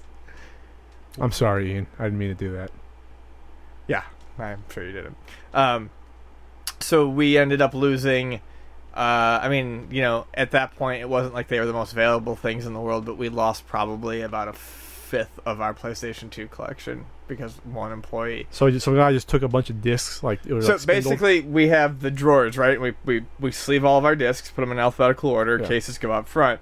And he was, we were redoing the inventory, recounting the numbers, and he had pulled the drawer out and put it on the counter and walked away, and I wasn't there that day, and someone walked up, grabbed the drawer, and walked out the door with it. What did you do with all those empty cases? You sell them bulk on eBay, or you still have them somewhere? We pulled them and probably sold them, or, You probably keep the good ones. And... Yeah, that's in general, that's what we do if we find empty cases. If it's like something good and someone comes in with like a loose... San Andreas. So was he gone for that? Oh, he was immediately shit canned. He was on his way out, but... Oh, he was anyway? Or was it... Well... But because he literally was not getting any work done properly. Like, everything was fucked up, all the receipts were fucked up, and, like I said, nice enough guy, but had some serious problems on his own, and as soon as you cost us money like that, you're out the door. Is he going to watch this podcast? I don't know. Nice enough guy, I'm not going to name him, but... Yeah, I mean... Because you don't like talking about other experiences in the store anymore, so I don't know if you're I don't like to talk fearful about of this one. Yeah, I'm getting to the point where I'm really kind of clamping down on that. Much to the chagrin of the audience. At Dave Van Dam Net, there he is. All right.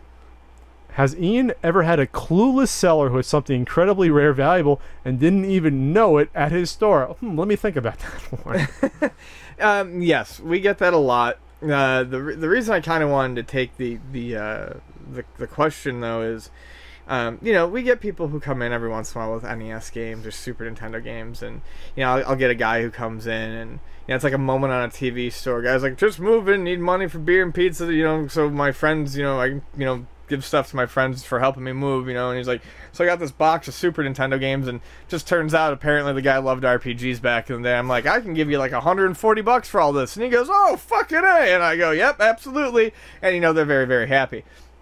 But when it happens the most is with these weird, like, they're not weird, but I always refer to them as kind of more like boutique or niche systems. The Sega Saturn, the Sega Dreamcast, stuff like that, where a lot of these games shot up in price. People come in all the time with Saturn collections, and I give them a quote, and they go, really? They didn't realize people want the games. Right, like they'll come in with something like a Stall, or a Burning Rangers, and they just have no idea what's on their hands. And I'll be like, I can offer you this. And they go, whoa. And then before they think I'm trying to pull one over on them, because obviously if there's money in there, they know that I'm selling it for more. I'll be like, yeah, look, okay, this is probably 100. This is probably 150. This is what I'm offering you. This is what I'm offering you. But the thing is they're so surprised by it most of the time. And it's obvious that they haven't paid attention to this stuff and they just want it gone. And it's like I've said before, when you sell stuff to me, I'm not ripping you off if you agree. You enter into this contract. They're just happy to find out that it was worth anything. And, I'll say, you can put this on eBay and get $150 for it. And they're like, no, we're happy with the price. And, like, that's it. So that happens a lot with, like, Dreamcast. Like I said, Saturn is a system that it happens with a ton. Where there's just all these gems peppered in this huge stack of sports bullshit.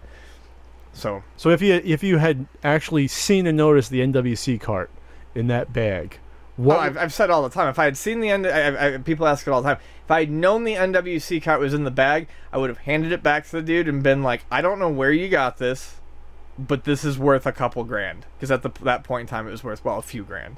At the point, it was worth what I spent. It's worth like $4,000 at the time. Yeah. Something like that.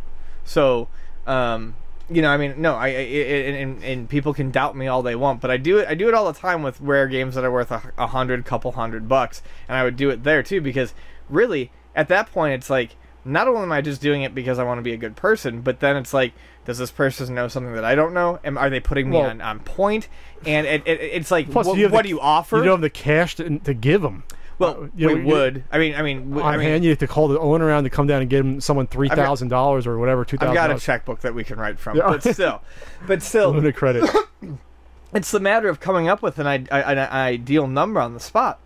So I would have just been like, look, you can auction this off, and you can sit pretty for a few months.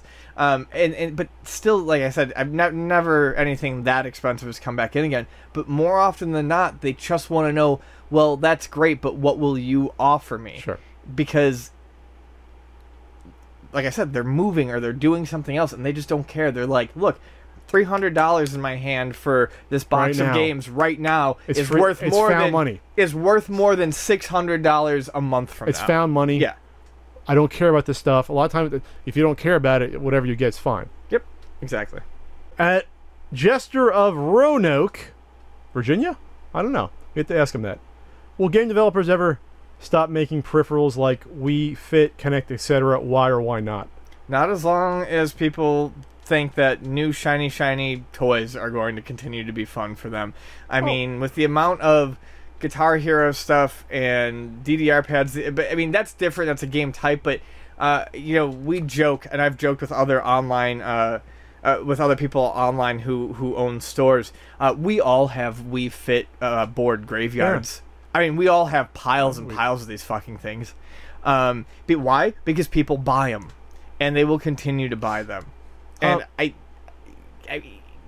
see a little bit of a backlash against it, in so much that, like, the Kinect, Microsoft tried to push the Kinect, and now last E3 they didn't even mention the Kinect at all. You know, and they're selling it. They saw one without it, the Xbox One without it. But especially because you have to realize that there are still kids in this video game equation. You are still going to see weird, stupid little doodads like Tony Hawk ride on skateboards that supposedly go along with the game, and, you know, or get your Wiimote tennis racket accessory. Yeah, you know how many dollar stores you go in that have that shit? Those molded cheap pieces of plastic that literally are controller holders from the. How many companies made a ton of money off of the Wii just by having shitty plastic molds made that look like tennis rackets or baseball bats? Yeah, you know.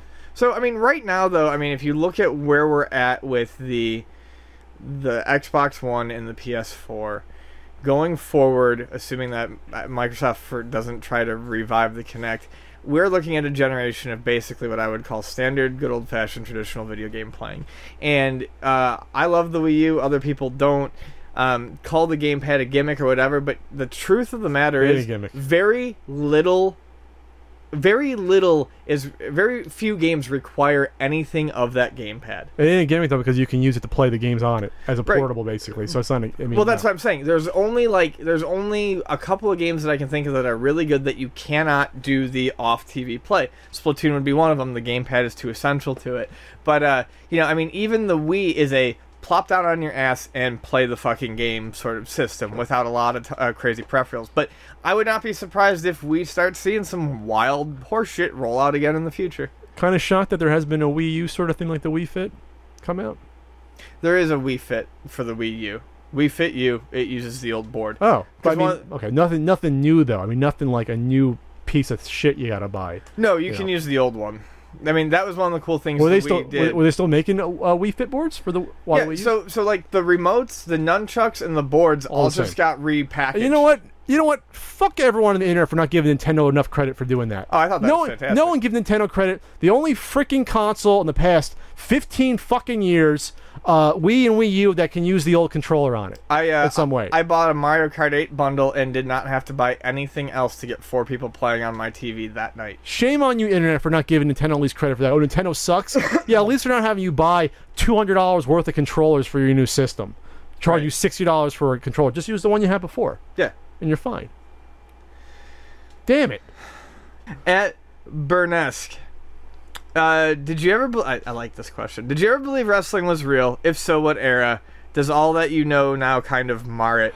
I liked how he explained the word mar for us. I want to say the only time I kind of thought it was real was it was still real to me. The only time I saw wrestling live as a kid was at the Meadowlands show. I must have been 6, maybe early 7-ish, and Hogan. I remember the main event because it was a bullshit main event house show thing where Hogan, Adrian Adonis comes out with Jimmy Hart. Hogan comes out, clears the ring of them, poses. Wasn't even a fucking match. It was like a 2-minute thing, and that was it. And the crowd goes unhappy, but it was bullshit because it wasn't a real match. Right. You know, it was like, oh, Hogan's like, oh, I gotta, you know, the crowd. But at that point, I'm like, oh, this is, you know, you don't know what to think. When you're 5 or 6, it's like Santa Claus. Right. It's all magic. It's not to say you think it's real. It's an otherworldly experience. Sure. Does that make sense? It's like any other TV show. You kind of know the TV show is not real, but you get wrapped up in it. You know, so it's hard for me to say when I stopped thinking wrestling was real, whether it was a gradual thing. With me and Santa Claus, I think I was always smart enough as a kid to kind of know Santa Claus was bullshit. I hate to say it. Even when I was like 4 or 5, I was like, it's a little fishy, this whole. Then again, my parents didn't do a great job of hiding it because I kept the freaking Bradley's label and Kmart labels on my G.I. Joe toys. So they weren't even trying. Yo, the elves were overworked that year, dude. The elves made my G.I. Joe Tomahawk a vehicle for me. Thank you. Out of birch wood. Yeah, exactly. And can-do attitude. But it's hard for me to pinpoint when I kind of realized that this is kind of weird to see a prison guard beating up on a male model basically in the ring and not get in trouble for it, and then beating up, you know, his man. I don't know. I think it was this gradual sort of, oh, this is kind of showy, so it's a show. I don't know. So you're just a couple of years older than me, so my answer is slightly different. I don't think, and it's not because I was a smart child, it was just a matter of timing and my parents, but I never really believed wrestling was real. Or I always knew that it was supposed to be fake. You know, my parents, I mean, one of the first times I remember watching wrestling, I remember my dad walking out, and he sees me watching it, I'm kind of like enthralled.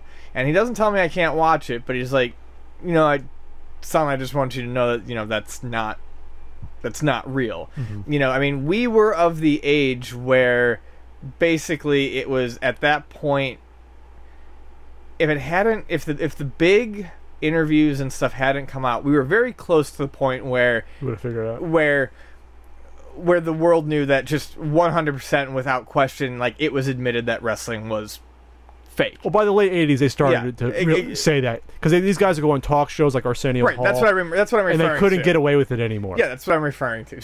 So you know, my dad's like, you know, this isn't real. I'm like, okay. And I mean, you know, your dad tells you it's not real, and you look at it, and all of a sudden you start to see all the missed hits and stuff like that. But I remember, there's two things. One, I do remember when Shawn Michaels threw Marty Jannetty through the window. And Barbershop. Yep, and something in me was like, oh my god. You know, and it was that, it's not that I thought it was real, but I don't know if I was reacting to it like a TV show, but then the fact that it's not quite a TV show, there was this weird moment there for me where I was like, oh, that's fucked up. Like, and then I had to keep telling myself as a kid, but this isn't real. But you were too young to sort of separate your mind. But I'm like, this is convincing sort of in a way. But it wasn't ever the in-ring action that... I guess what it is it was never the in-ring action that I thought was real, but I always kind of felt like the stuff on the outside was always a work. Or a shoot, when in reality it was just a work. So, but the thing was, it was funny though. So my friends and I, we watched it, and we all knew that wrestling was fake, but we took it to the opposite extreme. Instead of the person who's like, it's still real to me, you know, and no, look at this. My friends and I took it to like the opposite extreme. Like, the wrestlers' muscles were fake, like they were getting like implants put in and stuff like that. Wow. You know, there's no way that this guy, you know, Hulk Hogan's muscles aren't really that big. You know, it's like an inflatable, like, you know, prosthetic or whatever. So I mean, we went way off the deep end in another way. Like, it's not only. But you still watch them. Not only is it fake, but it's fake. It's really, really, really fake. They're not really crowded the first 10 rows. That's like, yeah, I mean, they're cardboard. Right. You went over the top. We had conspiracy theories about how fake wrestling was. There's nitrate in the turnbuckle. It's all about that. You guys shouldn't make fun of that. It's serious. I mean, that's serious. All right. But okay, does all you know now kind of mark? No. Because now you look at it as performance art Yeah. versus thinking it's real. Well, even as part of being a kid, I mean, once we finally wrapped our heads around this, you still watched it because you were watching these insane, larger than life personalities. It's a superhero show. It's a superhero show. It's a TV show. It's the superheroes. argument I have with we have with people all the time. It's just a fucking TV show. Yes. Real or fake, it does not matter. It's a TV show about a wrestling organization. Yes, it is a shitty drama. It's a shitty and soap it's opera. Amusing. It's a shitty soap opera with To us. oiled up men. Yeah. That's what it is. Thank you. Darn tootin'. So no, it doesn't mar it. At my favorite name, at that ass is my boss. Now that you've both dabbled in nonfiction for the NES book, I've done more than dabble. Is there a chance of either of you writing fictional stories? I used to actually write all the time. Short fiction was my favorite thing to write, and it was one of my favorite ways to pass my time from the time I was probably 16 until probably the time I was 23, and I moved out here and I stopped writing entirely because I fell off of it. I enjoyed it. I felt like I was fairly decent. I also enjoy writing nonfiction. Will I ever go back to trying to write something, though? I mean, I've actually wanted to now. I mean, ever since my nonfiction commitments to the book are done, I've kind of wanted to do something more creative and just write something. But I don't know that I'd write anything long. I'm not talking novella length. I would write maybe a couple short stories again and work myself back into it. Writing was definitely a passion. The Patentine short story compendium. Yeah. We can do that. Writing was a passion of mine, and I would like it to become a passion of mine again. I just, right now, my head's not there. Gotta finish the book. God damn it, we gotta finish the book. I will want to write fiction again. The book's been on and off more for 2.5 years now, believe it or not. And I don't know if I want to do something like this again. I've actually joked with Frank about we want to write, if he knows how to type, we would do it. We want to write a book that compares all the movies that came out at the same time about the same thing. Yeah, say which you one was told me better. about that, yeah. Because we have 50 on the top of our heads that we can think of. That'd be fun. But no, I think fiction, I've always gravitated towards fiction. That's why I do the NES Punk videos, because I do a fictional wrap around it. Otherwise, doing reviews to me is not too interesting, even though I like to read nonfiction. I like to write fiction. What I really like is somewhere in between, like In Cold Blood, where Truman Capote writes a nonfiction book, but historical fiction, but adds the flair of fiction around it. So you like Console Wars because he interviewed a ton of people, then wrote a story about it. Yes. But no, I want to write fiction, but it's just that if there'd be a market for, the grand adventures of Frank and Pat, take our characters from the videos and put us in a 200-page book, could be entertaining. Kind of like a Goosebumps series, or you know what I mean, or the Babysitter's Club, but you throw in other characters. You have the evil store owner, throw it in there. It could be a fun thing. I don't know if there's a market for it, because writing takes time. But the good news is that writing fiction takes a hell of a lot less time than what we just did. I will never do anything like that again. I could write a fiction. I could probably write a 200-page book in 6 months easily, from start to finish, or less. Towards the end, when I was re-editing some things after you had made the choice to kind of give the reviews more room to breathe, I had more fun with it because I could use more of my language. I didn't have to be so concise with words, and I started to enjoy it a little bit more. But it's still, that's a really restrictive format to write in, and I did not feel like I was writing me for a lot of it. Well, you weren't.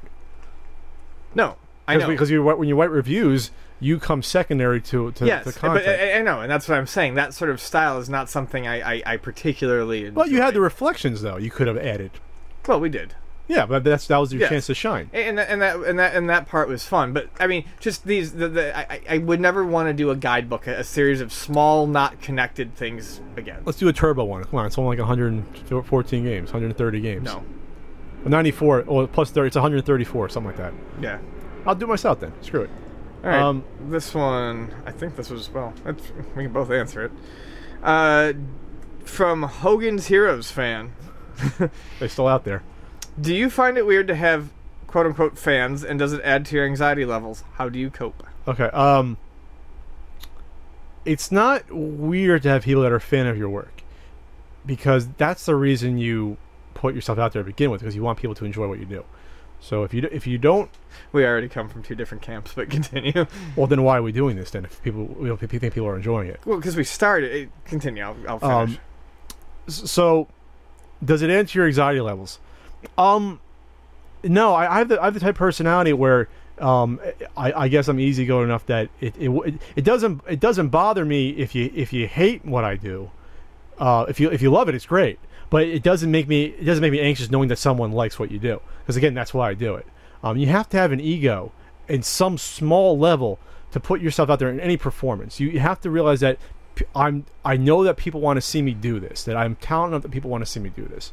So inherently, knowing that you can have fans of your work, that's sort of built in that respect of knowing that. So for me, it's not really an anxiety level. That said, there are fans that are scarier than others. I'll just say that. There are fans that don't know, quote unquote, how to be fans. Don't know where the line is.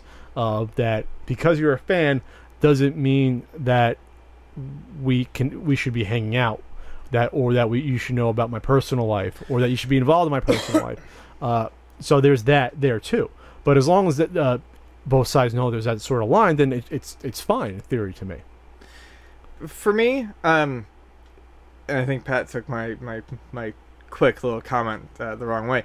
I did not do this because I needed to develop I wanted to develop a fan base. I did it because, quite frankly, I thought sitting down and just shooting the shit in a structured way with Pat would be an amusing way to at least blow a couple of nights until we decided we were doing this more seriously.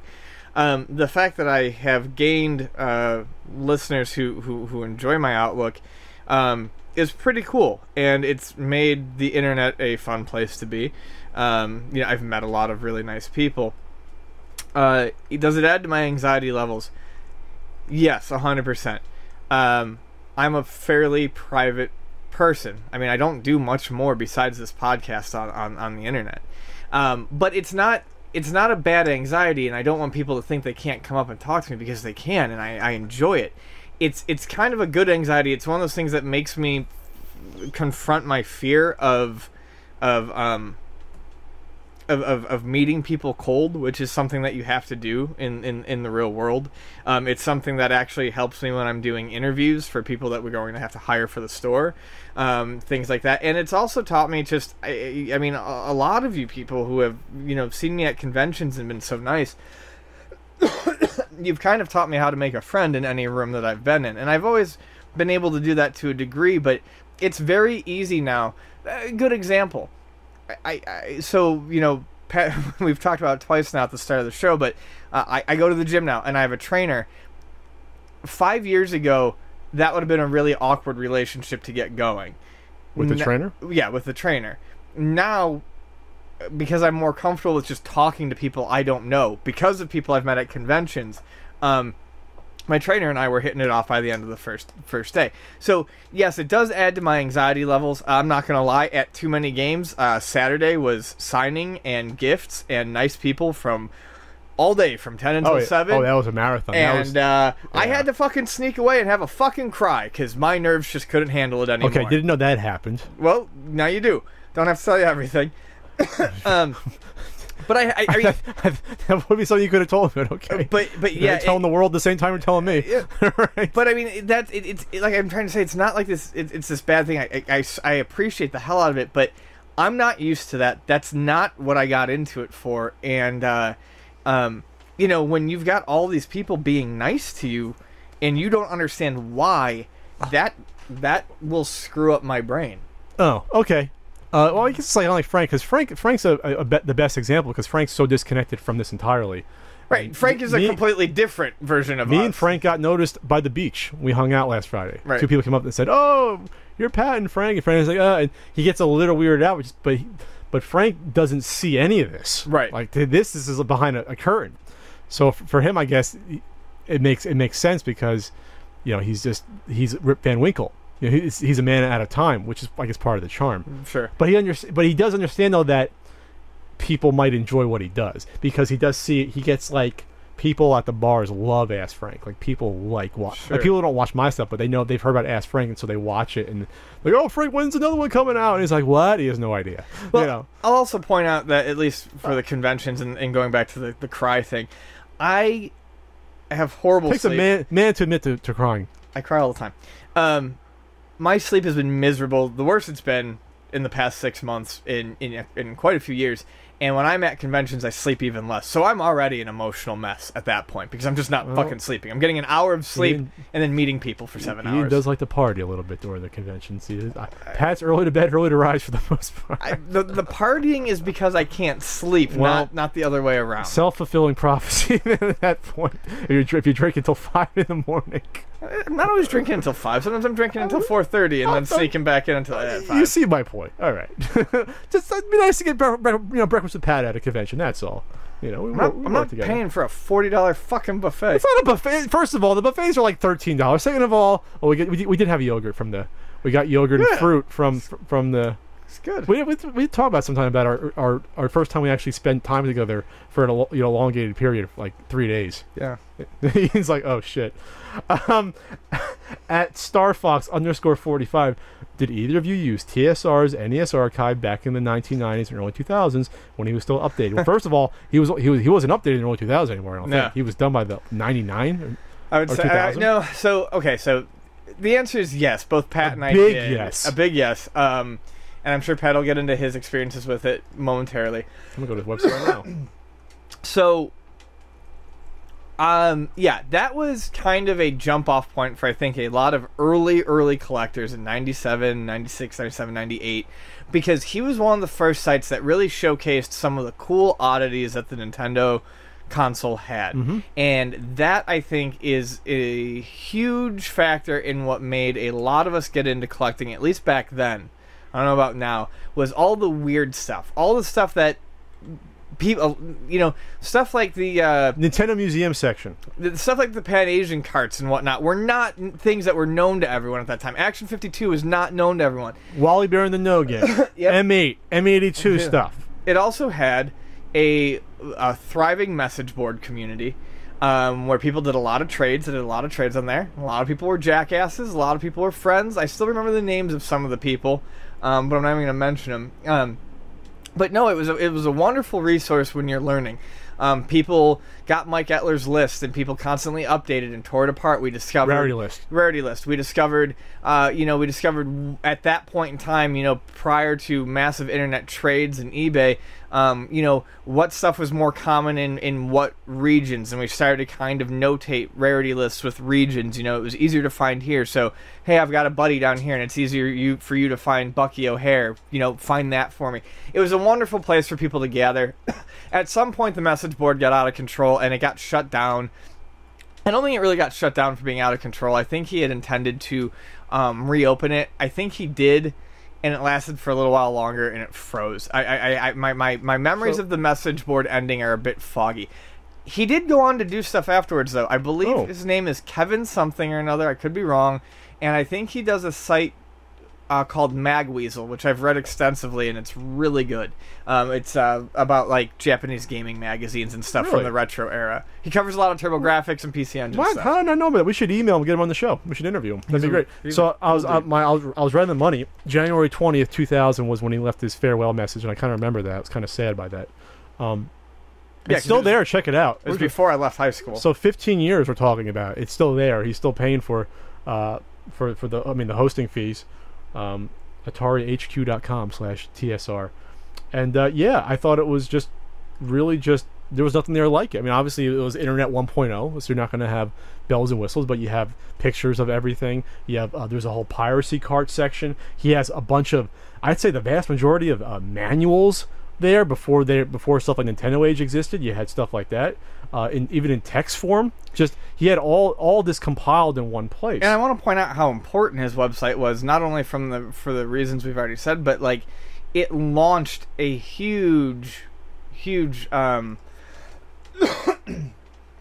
run of imitation sites that basically tried to document all the weird stuff about Nintendo, and I don't even remember a lot of the names of them now, but one was like Nintendo World and stuff like that. NES World? NES World. That's still around, I think. And, but a lot of these sites spawned up as to kind of, I guess, pick up the mantle from the TSI's NES archives and carry it on from where he left it.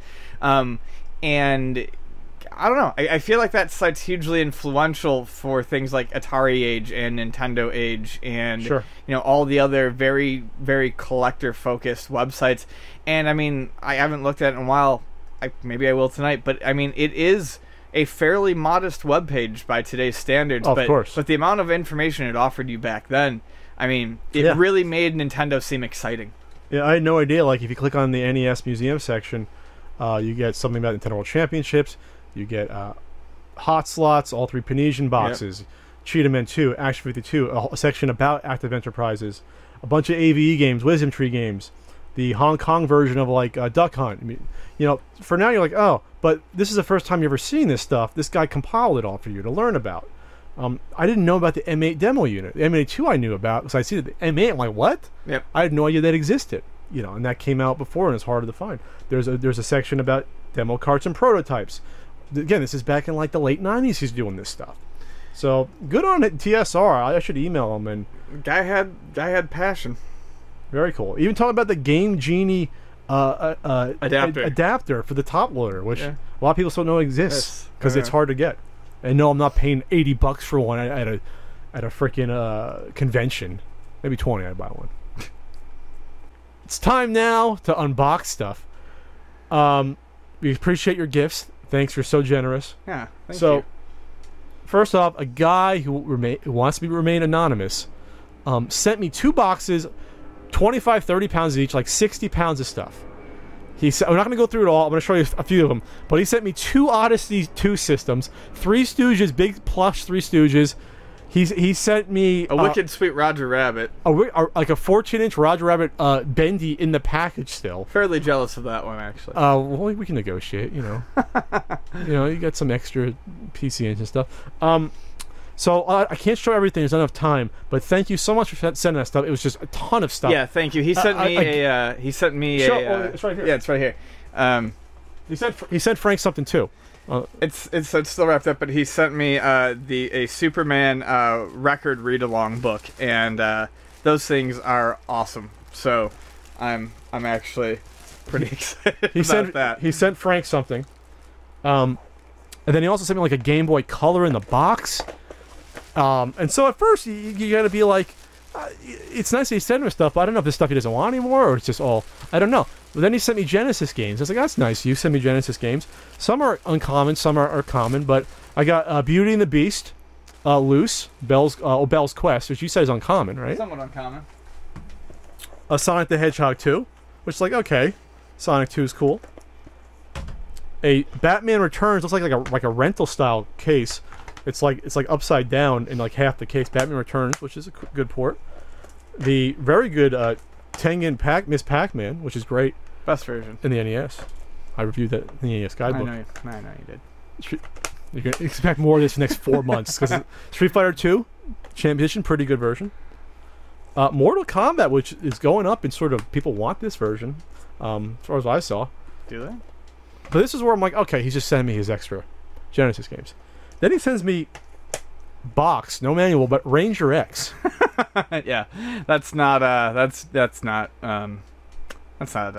common game. Not a common game. Nope. You would say even rare. I would definitely say rare. So thank you so much because that's a really cool gift. Even though I don't know that much about Genesis, when I saw Ranger X, I'm like, I know that's one of those 10 to 20 Genesis games that everyone wants that you can't find. Yep. So thank you very much. Wish I could say who you are. These next two, this is from a Frank crate. Frank has now like a huge pile in his living room. I said, Frank, can't open it till Christmas, basically. You can't open it till the Frank Loot Crate videos. But this is John Carling sent us these along with the Loot Crate. So all right. We'll open them at the same time. Here we go. Nice little envelope here. Whoa. John Carling, thank you. What was it first? Pat wins. Ian wins. Oh, there's a note. My name is John Carling. I'm an independent artist from Oakland, California. I wanted to send you some of my work to share. Oh. And to thank you for all the entertainment you continue to provide on a constant basis. It is always a treat to have something new from you. Looking forward to your new book. Cheers with a cute little rabbit. P.S. If you're ever in Oakland, come visit my studio. Oh, look at that. He says I have good taste. Look at the back of the note. Look how, did he doodle that? That's awesome. That's so cool. Nice little doodle. I love stuff like this. So it looks like there's a bunch of sketchbooks and stuff in here. I'm not too familiar with this sort of genre here, but the drawing's really, really well done. It's almost like 1910s sort of style drawing, almost. Oh shit, dude! This like is old style. Like, it's really sweet. This is really show the camera. cool. Get in front of the camera there. Look at this. Look at this sweet. Oh yeah, that one. I'll show you that one. Yeah. No, I love sketchbooks, like especially black and white sketchbooks, and this stuff is super. This reminds me of cool. a pop-up book I had or in the library as a kid, which was sort of dark because like all the people got murdered in it, but it was still in the kids section. I'll never forget that. I got to find that book. Well, thank you for this fantastic care No, package. this is great. I'm gonna flip through all of this tonight. I won't give away, but now it makes more sense. Now I saw some of the Frank Crate stuff that he sent. This is a lot of stuff I got to go through. Thank you so much. Wish I had a website here, John, for you. And I got this little. What is? Did you get one of these? Yeah, a Lewis versus. I love what is mini. it? It's probably a mini comic. Oh, it's a mini comic. And I love mini comics. This is fantastic. People can send me art and reading material all day long.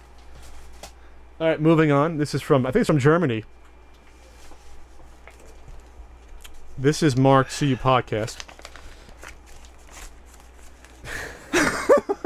It's a mask of my favorite band. Well, the leader of the band, Freddie Mercury. The voice of the band, I should say. They're still trying to tour without him. Freddie Mercury. That is hysterical. That is wonderful. Well, now I know I'm being for Halloween. Freddie Mercury. I got to get the nice jacket and then just the white yes. cutoff shirt. And this is from Josh. Thank you, Josh. That's really, really funny. That is a perfect gift for you. And I do love Queen. It's the only band I know him to like, truly. I like bands. I like music. I'm not tone deaf. This is to both of us. There's one. It's Blue Crab magnets. It's a Nintendo cereal magnet. And it's a Teenage Mutant Ninja Turtles cereal magnet. Is What what I said it was? is. You said it was a Nintendo cereal magnet. Oh. But that's Ninja fantastic. Oh. I remember There's like Nintendo on my head. that Right. cereal. It was Chex with marshmallows, right? For the most part. Yes, except it was they're shaped like Chex with Ninja Turtles. marshmallows. That's Really awesome. cool. All right. I don't know if he sells them or not, but cool. Thank you. Fight over that one. This is from our buddy Kelly Moon. Who Oh, sent Kelly! Frank stuff like twice. Kelly's a good dude. You can read the note. He sent me Willie Beamish and a custom amiibo. Yeah. Oh yeah, I know. Pat and Ian. Pat, I know you received your first amiibo, but here's your first custom one. You What? get a custom one What? now too. It There- took me a few weeks. There to is complete. justice. Ian, you may have to have a modded PlayStation, but I thought you would enjoy this. Okay, What? I will. What? I have a Japanese PlayStation, so I Pat and friends. Oh, I there's will- a bunch of stuff in here. will probably Oh, be my- able to make use of it. There's an awesome Star Wars gift wrap that I want to be like my grandparents and not ruin. Like save the gift wrap. Look at that awesome gift wrap. That is nice. All right, let's say. Pat's got a custom amiibo too. Thank you, Kelly. Let's see what this is. Oh, it's a gold. It's a gold Pac-Man. Oh wow, he did a really good job on That's that. fantastic. I can add to my regular Pac-Man. Nice, That's cool. nice resealed job too. You can't even He's really good tell. at that. My Splatoon Mega Man that he made me is still in the box because That is he put it back awesome. together so well. All right, where's Ian's package in here? He did really. Damn, he's good. Ian, that's for you. All right, I do have a modded PlayStation. I do too, but it's in the garage. I think. Oh, no, it's not. Here's another one. All right. Kelly, you son of a gun! Oh, we got a book. Oh man, he sent me Tom and Jerry Volume 1 on Blu-ray. Well, you got. I love Blu-ray animation. There might be something there too. Oh my god! Oh, I'm gonna watch cartoons and eat so much candy. Like every other one. Oh my god! What is that? Oh, he pays attention. Kelly, I feel like. By the way, some of the best rapping I've ever seen. Yeah. Even on the small ones, I suck at rapping. I can't even see where the folds are. Do you know who Antonio Inoki is? Yes. Okay. He has a puzzle game for the PlayStation 2. I mentioned it on Twitter in passing months ago, and he got the damn thing. He has a for puzzle me. game? Yes. So I have it. Oh my god, it's Inoki against Thunder Liger. Look at this. Look at the back. It's like Puzzle Fighter, but with like Japanese wrestlers of the era. That's Liger's there, who's still Thunder Liger, who's still wrestling somehow. He's 50 and put on a match that was incredible for Still NXT going. 2 weeks ago. Oh, look how nice! He gave me a $30 Regal pack. Well, I think we have to spend this together. I think we're obligated to go see a movie together, Ian. That sounds cute. Thank you, Kelly. I've never been to a movie with Ian, have I? We seen a movie together? I feel like we have. I don't know. Well, thank you, Kelly. I am going to play the shit out of this.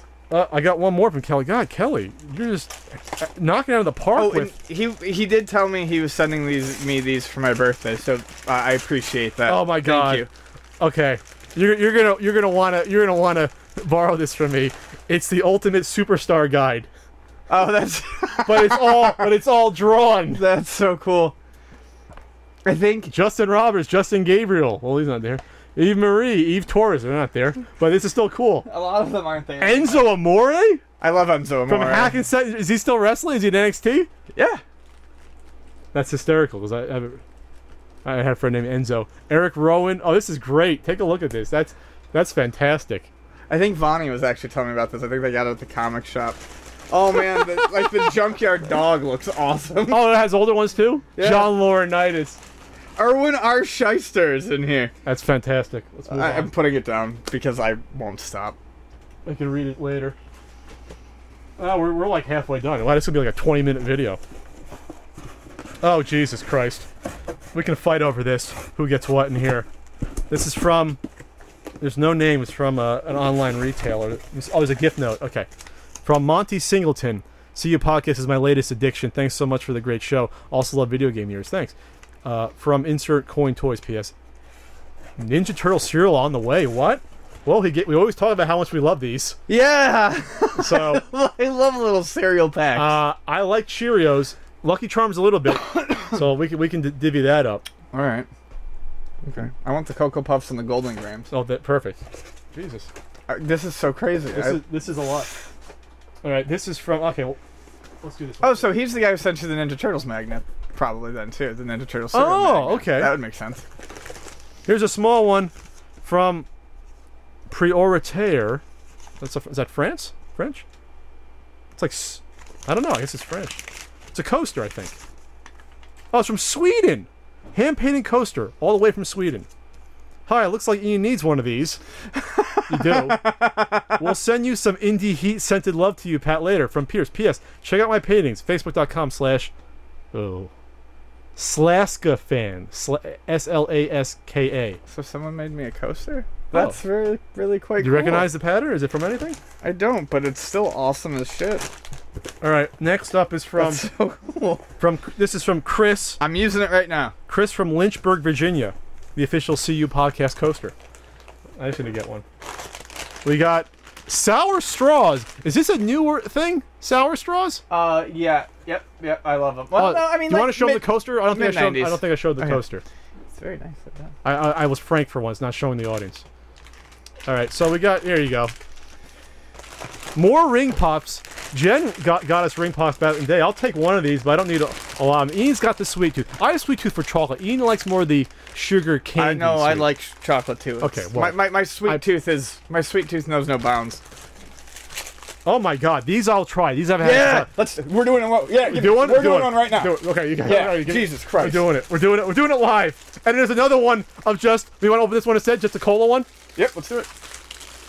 I love these. Oh my God, wax I'll do a bottles. cola one. All right, I'm gonna do a blue one.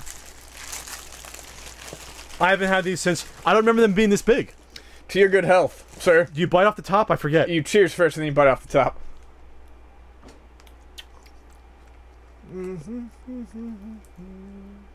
Oh, And it tastes just like Freezy Pop liquid. it is freezing hot liquid. I feel like if anyone hasn't figured it out by now, the easiest way to get me to act like a complete total idiot on camera is to give me candy that I haven't had in a while. I wish I didn't lose like my sweet tooth a little bit for stuff like this, but that's good. That was fun. Here, hold on to that too. All right. We ain't done. Let's put the wax bottle here. I thought these were smaller as a kid. Nah, this is We were just smaller. exactly. Okay. Oh, this is from. Did I say it was from? Oh, I did. This is all from Chris still. Remag. He's at BLH_productions. Pac-Man for the Pat-Man and the Inkling for the little bitch. Little bitch. Love the podcast. Keep up the good work. Fuck the haters. And I look forward to future videos and blog posts. Stay fresh. He's Remad Gamer, so he made you bead art of a squid. Ah! That's gonna be. You're gonna put that for the podcast. So fucking cool. And I got Pac-Man. I do like other characters. I do appreciate it, but everyone's giving me Pac-Man stuff. I love it. It's Pac-Man. And a squid. And what is... I cannot make out what that is. Let's see if you can solve that one. And more sour straws. Hashtag CUPODCAST. Oh, it's the hashtag. Hashtag CU podcast. Oh, that's awesome. That is awesome. And more... Did we just get these? Yeah, we did. Sour straws. So you get a bag of them. Are yours multi-flavor too? Yes. Okay. We'll have to trade. I don't know if this is multi-flavor. We'll figure it out. I will take the non-multi flavored if it's that big of a deal. Okay, we're not done yet. Okay. Man, you guys.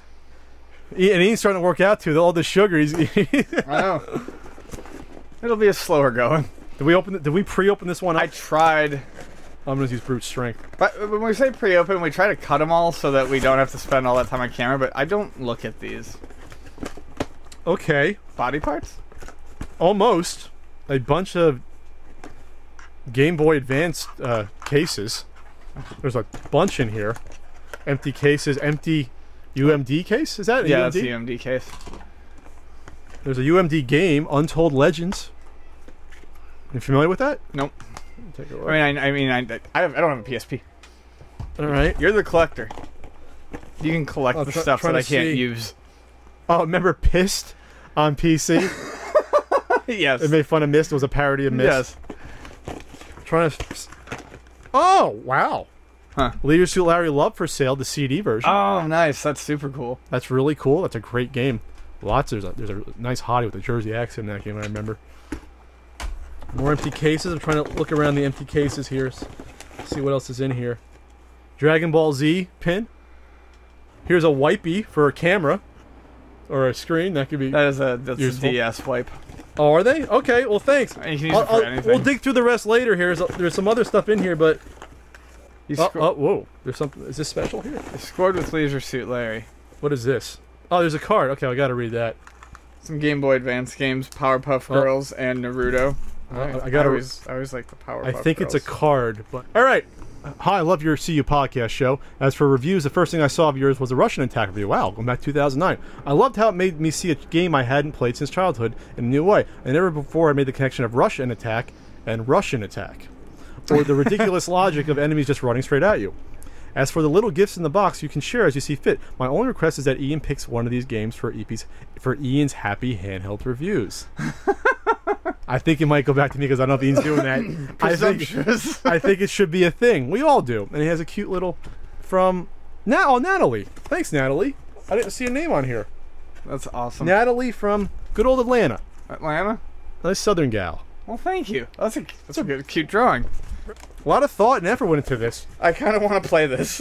Look at the wrap. There's a Star Wars wrap on the outside. What is it, Ian?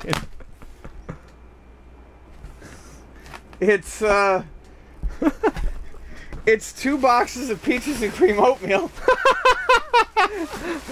4 boxes of peaches and cream. 4 boxes of peaches and cream oatmeal.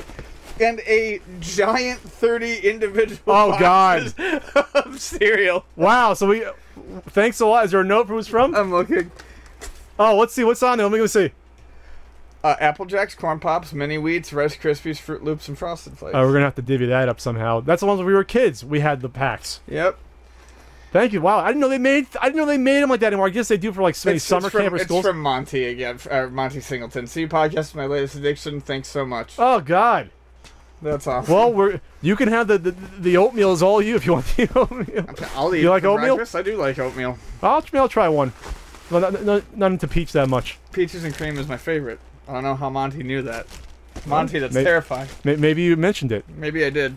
I mentioned a lot of things that I don't remember mentioning. Last but not least, this is from my super patron, from my Patreon. Whoa, it's gonna drop it and hit the Mario.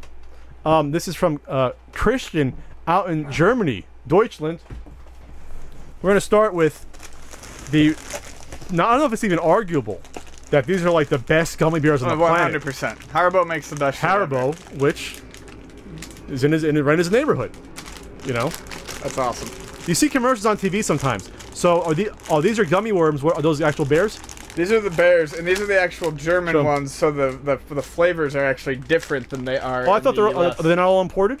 There's some are imported. No, there's like a U.S. flavor, and then there's the. But European flavors. but the quality's off the charts on these. We're talking yeah. soft and chewy. So we'll have to share all he's going for. We're sharing these. All right. We got more foodstuffs. This made it through customs. And I will try this. Curry Gewurst ketchup from Delicat. I want curry ketchup. And then it's funny because they're in like toothpaste tubes, which I wish our ketchup was in toothpaste tubes.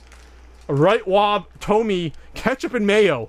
That's in English. All in one. All in one. That's from Nestle. That's awesome. As long as it's see if I can smell it. Can't smell it because it's closed. I will try. We're gonna try this at a barbecue. We'll try this. The curry ketchup is what's most interesting. I think it's just spiced in there. It's just, even probably their ketchup. We probably put too much sugar and shit in our ketchup. It's probably better. Bras bonbons. What? Ooh, these look good. These look like sticks of something or other. Oh man, these are like big Pez. Are they really? Yeah. They're not like chocolate? No, these are big Pez. Muesli. It's like oatmeal. Yeah, I know it is. It's so good. You put it like a little like Greek yogurt on top of it. Oh, really? Yeah. Or put this in Greek yogurt and mix Yeah. it? Oh, we'll have to divvy this Eat out. the crap out of that shit. It's Well, so good. Is it like just like grains It's and nuts? kind of like a granola, but not like formed. And then yeah, you usually do it with like a little bit of cream or honey or yogurt. Oh, I like Greek yogurt. Yeah, it's super good. Thank you for the German muesli. All right, now we have like individual ones. Here's one for you. Yay! Thank you. There's another one for you. Okay. Surprise pack from Germany. Oh no, Ian. Okay, you do yours. Dear Pat and Ian, it's very inspiring to see you two talk boldly on the podcast like a shining beacon of authenticity in the sea of the internet. You are my number one source of fun and insight from the gaming world. You've been entertaining me for years, and now I want to give you some entertainment back. Not only with the German food, but my hilarious game, Pixel Heroes Bite and Magic. I sent you the code. Yes. It would honor me remarkably if you played my game and gave me feedback. This means the world to me. I'm the programmer in our 3-person team, and all our passion went into making the game, as seen in the 80s styles making a trailer. I hope this game will tickle Ian's grinding nerve, since it is old school, hard, and features permadeath. Yes. I challenge you to beat it. Shout out to Frank. Watching Ask Frank is a healing for my soul. I would have sent German beer if import law didn't prohibit that. Please put some into the next Frank crate for my Patreon money. Oh, I will do that. Keep up the amazing work, Christian. Important. The curry ketchup and ketchup mayo combo must be refrigerated after opening. Okay. That's the same here, too. The game is in English too. Play it directly with the CD or use the Steam key included in the box. Oh, okay. Oh, so he gave us. So, okay. This is cool. Okay, my note is the same. And there's pictures of... they did a funny video, like, promoting it, and it's like, look at it, it's like 80s style. Did you get the same one? They're dressed like it's like 1984. It's great. Oh, Christian's a great guy. He's in the chats with me, the Patreon chats. I like the greetings from Germany picture with like the. You know what? Plug. Germany makes it in my top 10 places I want to visit in the world. It makes it in there. I've always wanted to go to a May Day in Germany. Oh, we got Topps Hero Attacks cards. Not too familiar with them. I'm guessing they're like, like a Magic sort of thing, but it's Topps Hero cards. Maybe, and it doesn't really matter because opening cards is always incredibly fun. Oh, thank you so much. You are the man. One of the only few PAL exclusive games that I ever wanted, and he got it for me. He got me Noah's Ark. Nice! This is the Konami title, which is actually very, very fun. This is awesome. Achtung on the back. Oh my god, I can't remember which one this is. I should know the name. He got me a Mahjong game I don't have for the PC Engine. Thank you so much. Thank you. Sengoku Mahjong. That's it. He's got it right on the back.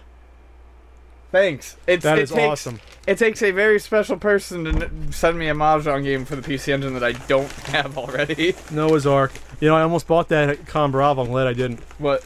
Noah's Ark? Noah's Ark. I almost bought a bunch. Oh, it's a really cool... It's his game, but it's like a cool like CDI or 3DO sort of package on the slipcase. Yeah, he did a physical release of it. Bang up job! And they signed it. Look how awesome that is. The graphic style is actually really cool. Did you get one of these? I think Oh, so. that's probably it. Awesome Yep, job. that's what I got. Awesome job. can't Go wait to- check out Pixel Heroes Bite and Magic. Oh, this looks right up my alley. Well, we're through it. This room's a mess. All right, we got to end this podcast sometime, unfortunately. Thank you so much for everything. Yeah, thanks. If you want to send us more stuff, and then I got to rent a storage unit, it's Pat, CU Podcast, care of Pat Contry, P.O. Box 7695, San Diego, California, 92167. So much candy, so much goodness. Thank you for the Noah's Ark and everything else. Thanks, everybody. We have a Patreon, patreon.com/pixelsickle. If you like us, feel free to give us a buck or two. I think it's so cool that indie games get like physical releases. No, it's fantastic. We're gonna see you in a couple weeks. I'm gonna be at Retropalooza in Arlington, Texas, September 26th, 27th, and then Ian and I will both be in Portland Retro Gaming Expo, October 17th and 18th, which is the 30th anniversary of the NES. That's Sunday, and by then, hopefully, pre-orders for the books will begin, or for my book. And that's it. So, for Ian Ferguson, it's been a pretty howdy-doody long CU podcast because of that unboxing. Yeah. And we'll see you in a couple weeks as we go have more wax bottled, syrupy Nickel goodness. nips. Alright. Nips? Nickel nips. There are nips? Nickel nips. We're going to go suck on a nip. Alright, I'll see you later. Alright, bye.